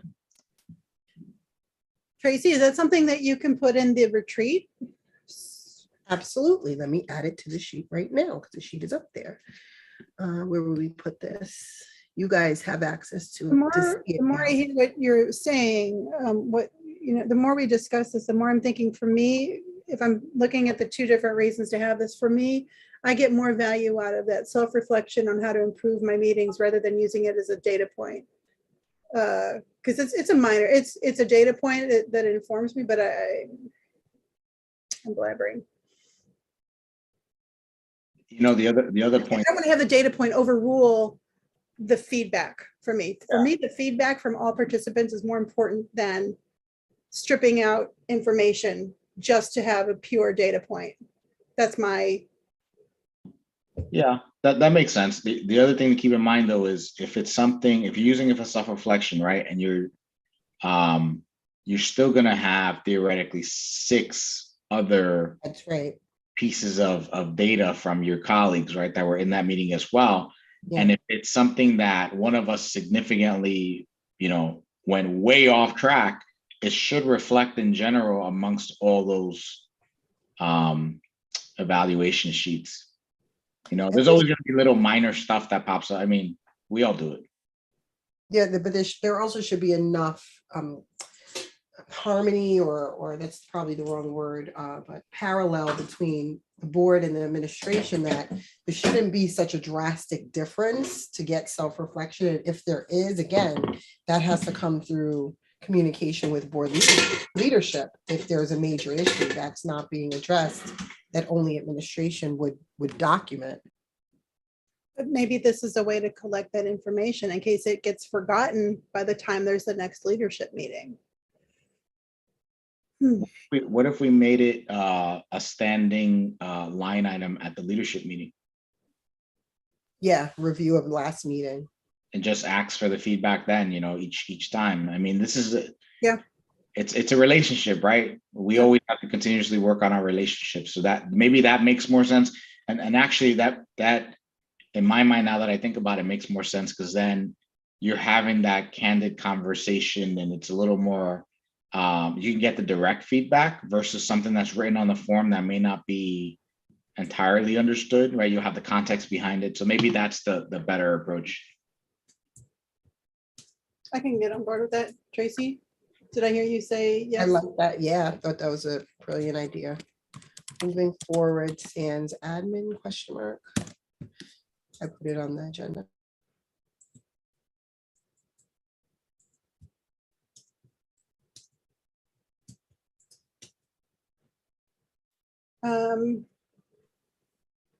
So if we do that, then we're saying suggest only board members complete meeting eval. Are you making action items? I'm sorry, I should have asked that a while ago. Are you making action items I on what? don't know what I'm doing. I'm having multiple formats here. I'm typing our, yes, I will later. I'll move it down there later.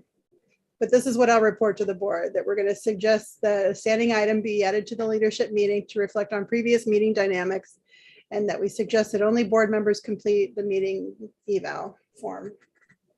Does that summarize what we've said? Yeah. Okay. So we probably don't need to discuss that at the retreat any longer, if this is what we're recommending. Okay. Shout when you guys want to stop. Meeting, okay, there was a spreadsheet created earlier this year, again, with regard to our self-evaluation, just that outlined the meeting time, the meeting information, basically. Is that something that our district clerk is continuing to update? If not, is that something that we find useful and want to continue to have available?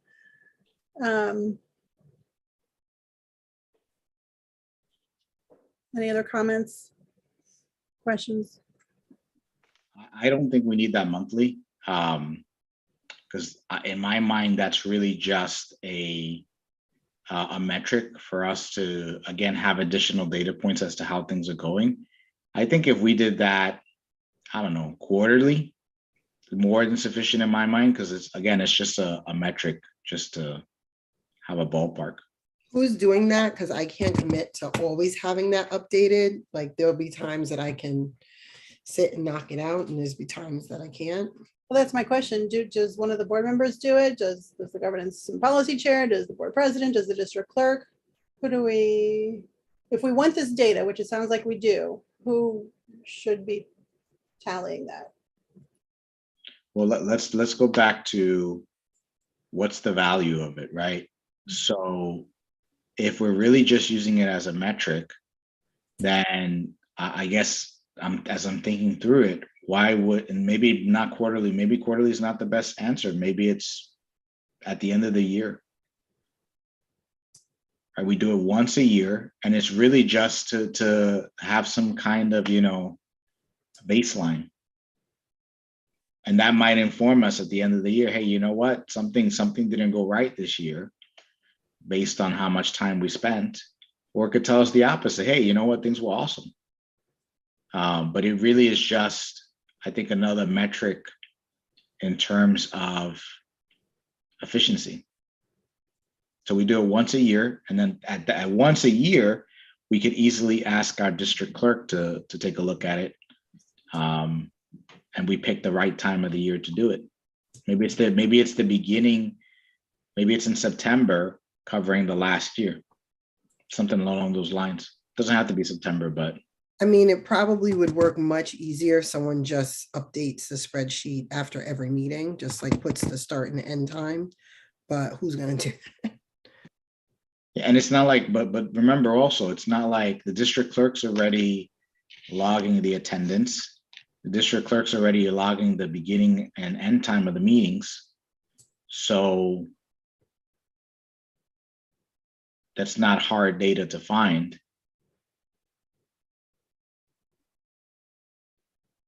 And if we tell the district clerk, hey, you're gonna need to provide this once a year, maybe they'll decide to just keep a running tab on their own with the little spreadsheet or something.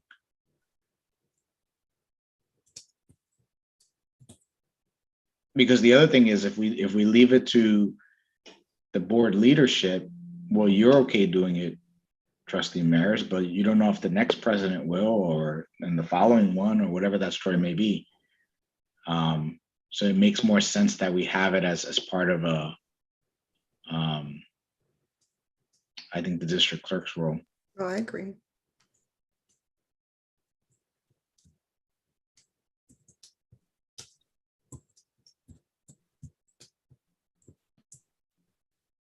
And then I'm going to make a suggestion that we make this next line item probably our last topic for today. And I was going to say, do you want to do number 12? I definitely want to do number 12. Okay. So my suggestion would be that we make that the last topic for tonight, because I'm starting to. Yep. Fade like me. Okay. So moving on. So currently, when we move to exec session, we correctly state that we move to adjourn to discuss employment history of particular persons being considered for action, because we do that at every meeting. It was suggested at one of our retreats by the NISBA trainer that if we're also going to look at other items in particular, that we could specify those also. So my suggestion is, that the content that we have on our version of the meetings where we list the verbiage that we're saying, I suggest that we create this little checklist here so that we could potentially include all possible, and then again, that we could include all possible things that we may discuss during exec session. And we can put little X's or whatever, or whoever making the motion could have an idea. So for example, I might say I move to adjourn, blah, blah, blah, blah, blah, to discuss collective bargaining and the employment history of particular persons and matters deemed confidential, including seeking advice from counsel. Thoughts?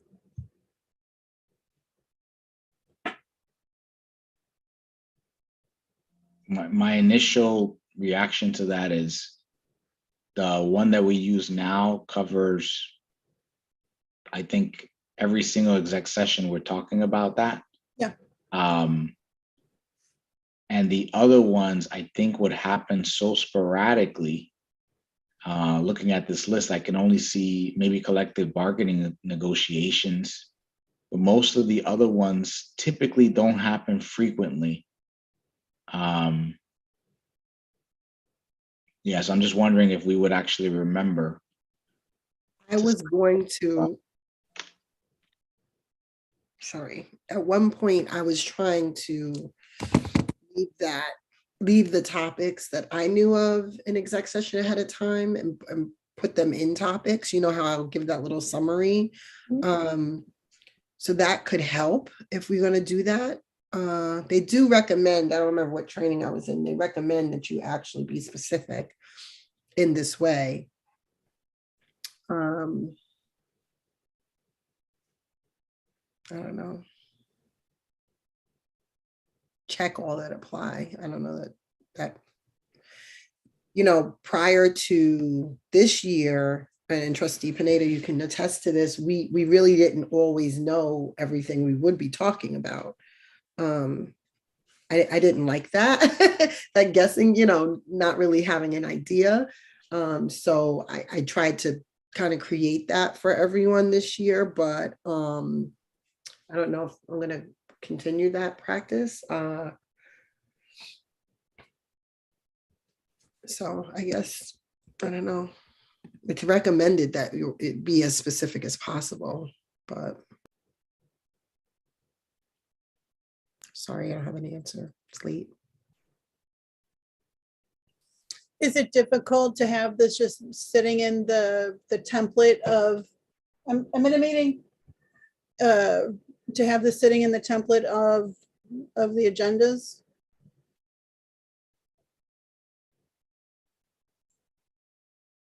Or is that a question for Joya? I don't know the answer to that.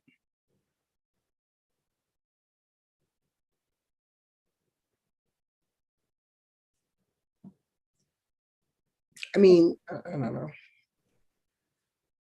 So my recommendation is, if it's possible to have this just sitting in the template of the content for us, whether we end up using it or not, but at least the option is there as a beginning, as a first step, because it is recommended by NISBA that you try to be. Yeah.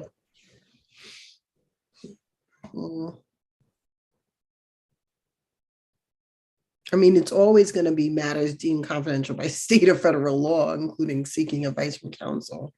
That we do every meeting too. Yeah.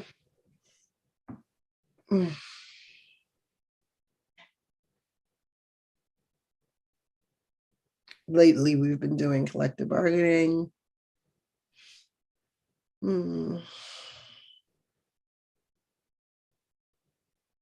Yeah, there's like at least 3 of them that Like- we're always doing, yeah. that we would add Mhm. to the time.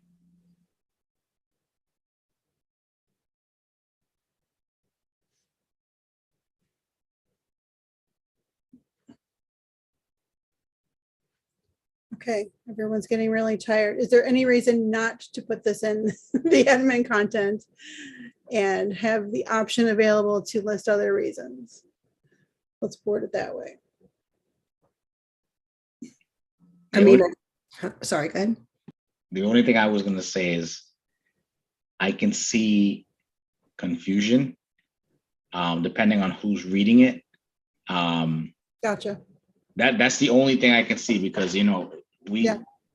that's the only thing I'm worried about, that there's gonna be confusion and we're gonna read, one that actually doesn't apply. Yeah. And now we've made it more confusing than it was. That's the only feedback I have. I mean, is there a problem with if I do put what I put in admin content now, broken down, those topics and initials, and so that people kind of have an idea what's wrong with doing that, and they can just call out what's in bold, because usually the bold in. Well, for me, when I tried to do this like on my own, I couldn't think of the words to Okay. say things like collective bargaining negotiations, Well, wait, first of all, Joya can put that in because she has a motion that's there. She can just put the bolded things in the motion. That's easy. She literally, it's like it turns into, it looks like a edit, like a word bubble, and she types in what's in there. That's why over the years, you might have seen like a spelling error here and there because they literally type it in. Okay. So let's not make this standard, and you'll have a conversation with Joya and we'll see if it's possible or not. Or, Yeah, I'll talk to her.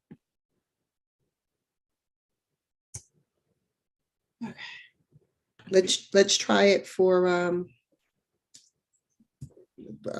when is it, Wednesday? Yeah, Wednesday.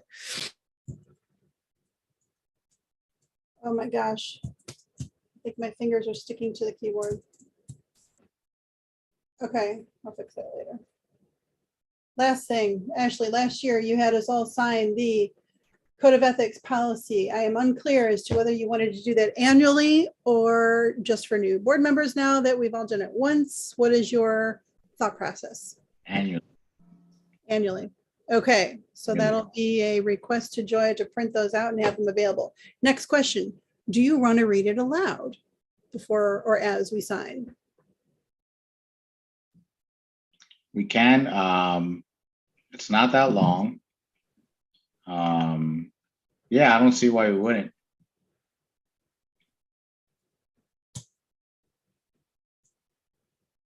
Okay, Is Next that on the agenda? Hold on, let me look at the draft agenda. I asked, did I ask for it to be on the agenda? You asked? Who'd you ask? Me? I'm thinking out loud. I know I thought of it, but I just realized it's not on here. I don't think. Oath of office, election, public comments. So let's do. It would be number 4. Let me email her now before I forget. so she would need, or so if you're going to email her, we're going to need a printout of this for each board member. Update to agenda.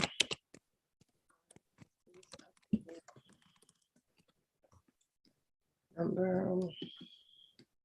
Shoot. Okay, and we're going to table every other item.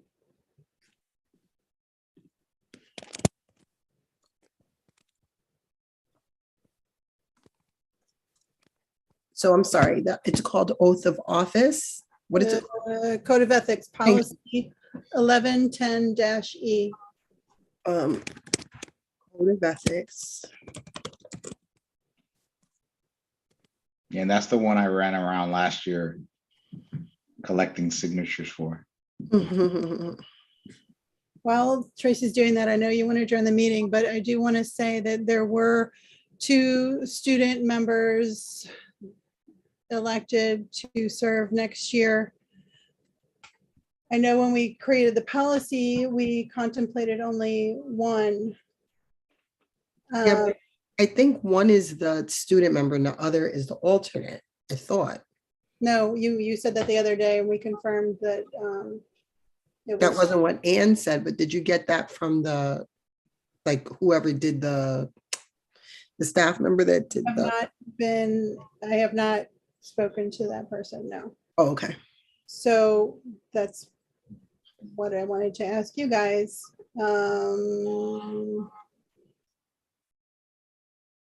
Sorry, I can't find the policy. I know, Ashley, you want to go, but the policy does refer to singular. It does not specify anything about alternates. It says if someone's not able to serve, that then, they'll go finding another person. Do we have any problem or objection to 2 people serving simultaneously? I have seen other boards have 2 people. I've seen other boards have 1 person. I've seen other boards have 2. Well, the feedback I have there is what we gave to our voters was an ex officio student board member, not multiples. So I would be fine with there being 2 as long as it's 1 at a time. 1 is present at the meeting, not 2. For clarity purposes, because I think if you have 2, then it becomes a little confusing. Even for the report, right? Then which one is giving the report? So I would say if we want to have 2, I'm fine with that. But it's got to be 1 at a time. For lack of complexity.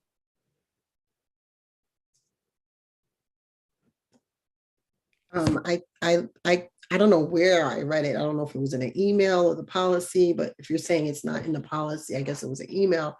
But I would definitely have 1 as the ex officio every meeting for consistency. There should be an alternate because they're students. I don't know if we talked about that or that was, I thought I read that, but anyway, I think we should have consistency, but because they're students and anything could happen, they could have a sports game, they could have an academic night, they could need an exam, something, they should have the option. There should be an alternate that's selected, that's responsible for paying attention to the meetings when the actual ex officio is there, so they know what's going on, so that if they need to jump in and go to the meeting, they can. But I think there should be 1 consistent ex officio member. We have to, we have the nameplate and everything. I don't think there should be like an alternate situation, alternating situation, but an actual ex officio and a alternate in the event that, the ex officio can't make it or can't continue, if they have to stop mid-year or something. And I think they did a voting. So, I mean, were they saying that the votes were exactly the same, or did they take the top 2? It'd be interesting to I find. don't know. I don't know if it was a tie. I don't know.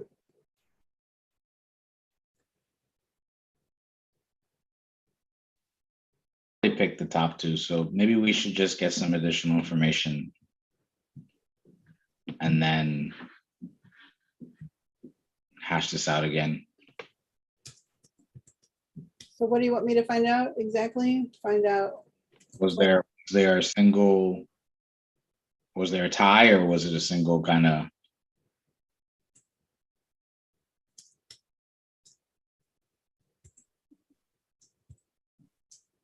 Because what may have happened there, what I'm guessing happened is it wasn't a tie. I'm guessing there was the top 2. And I'm guessing they're just giving us an alternate in the event that the primary is not available. But we can confirm that. I don't think okay, you guys obviously know I have a conflict of interest here. I don't think the students were informed I think they were both informed that they would be the student member by the person who ran the elections. Please don't name any names.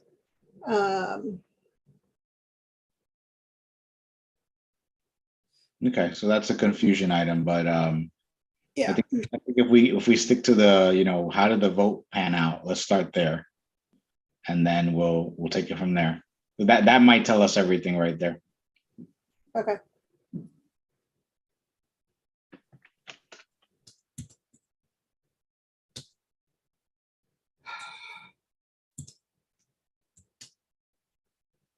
I can't. All right, I'll just put your wording. Okay. All right, I motion that we adjourn the meeting. Second, third, and fourth. okay. Meeting adjourns at 10:32. Thank you. Holy moly. Hope everyone has a great 4th of July weekend. You too. Great meeting. Take care, everyone. Bye. Thank you, Zach. I hope you're awake. I am. Okay. Have a good Have a good weekend. weekend. Bye.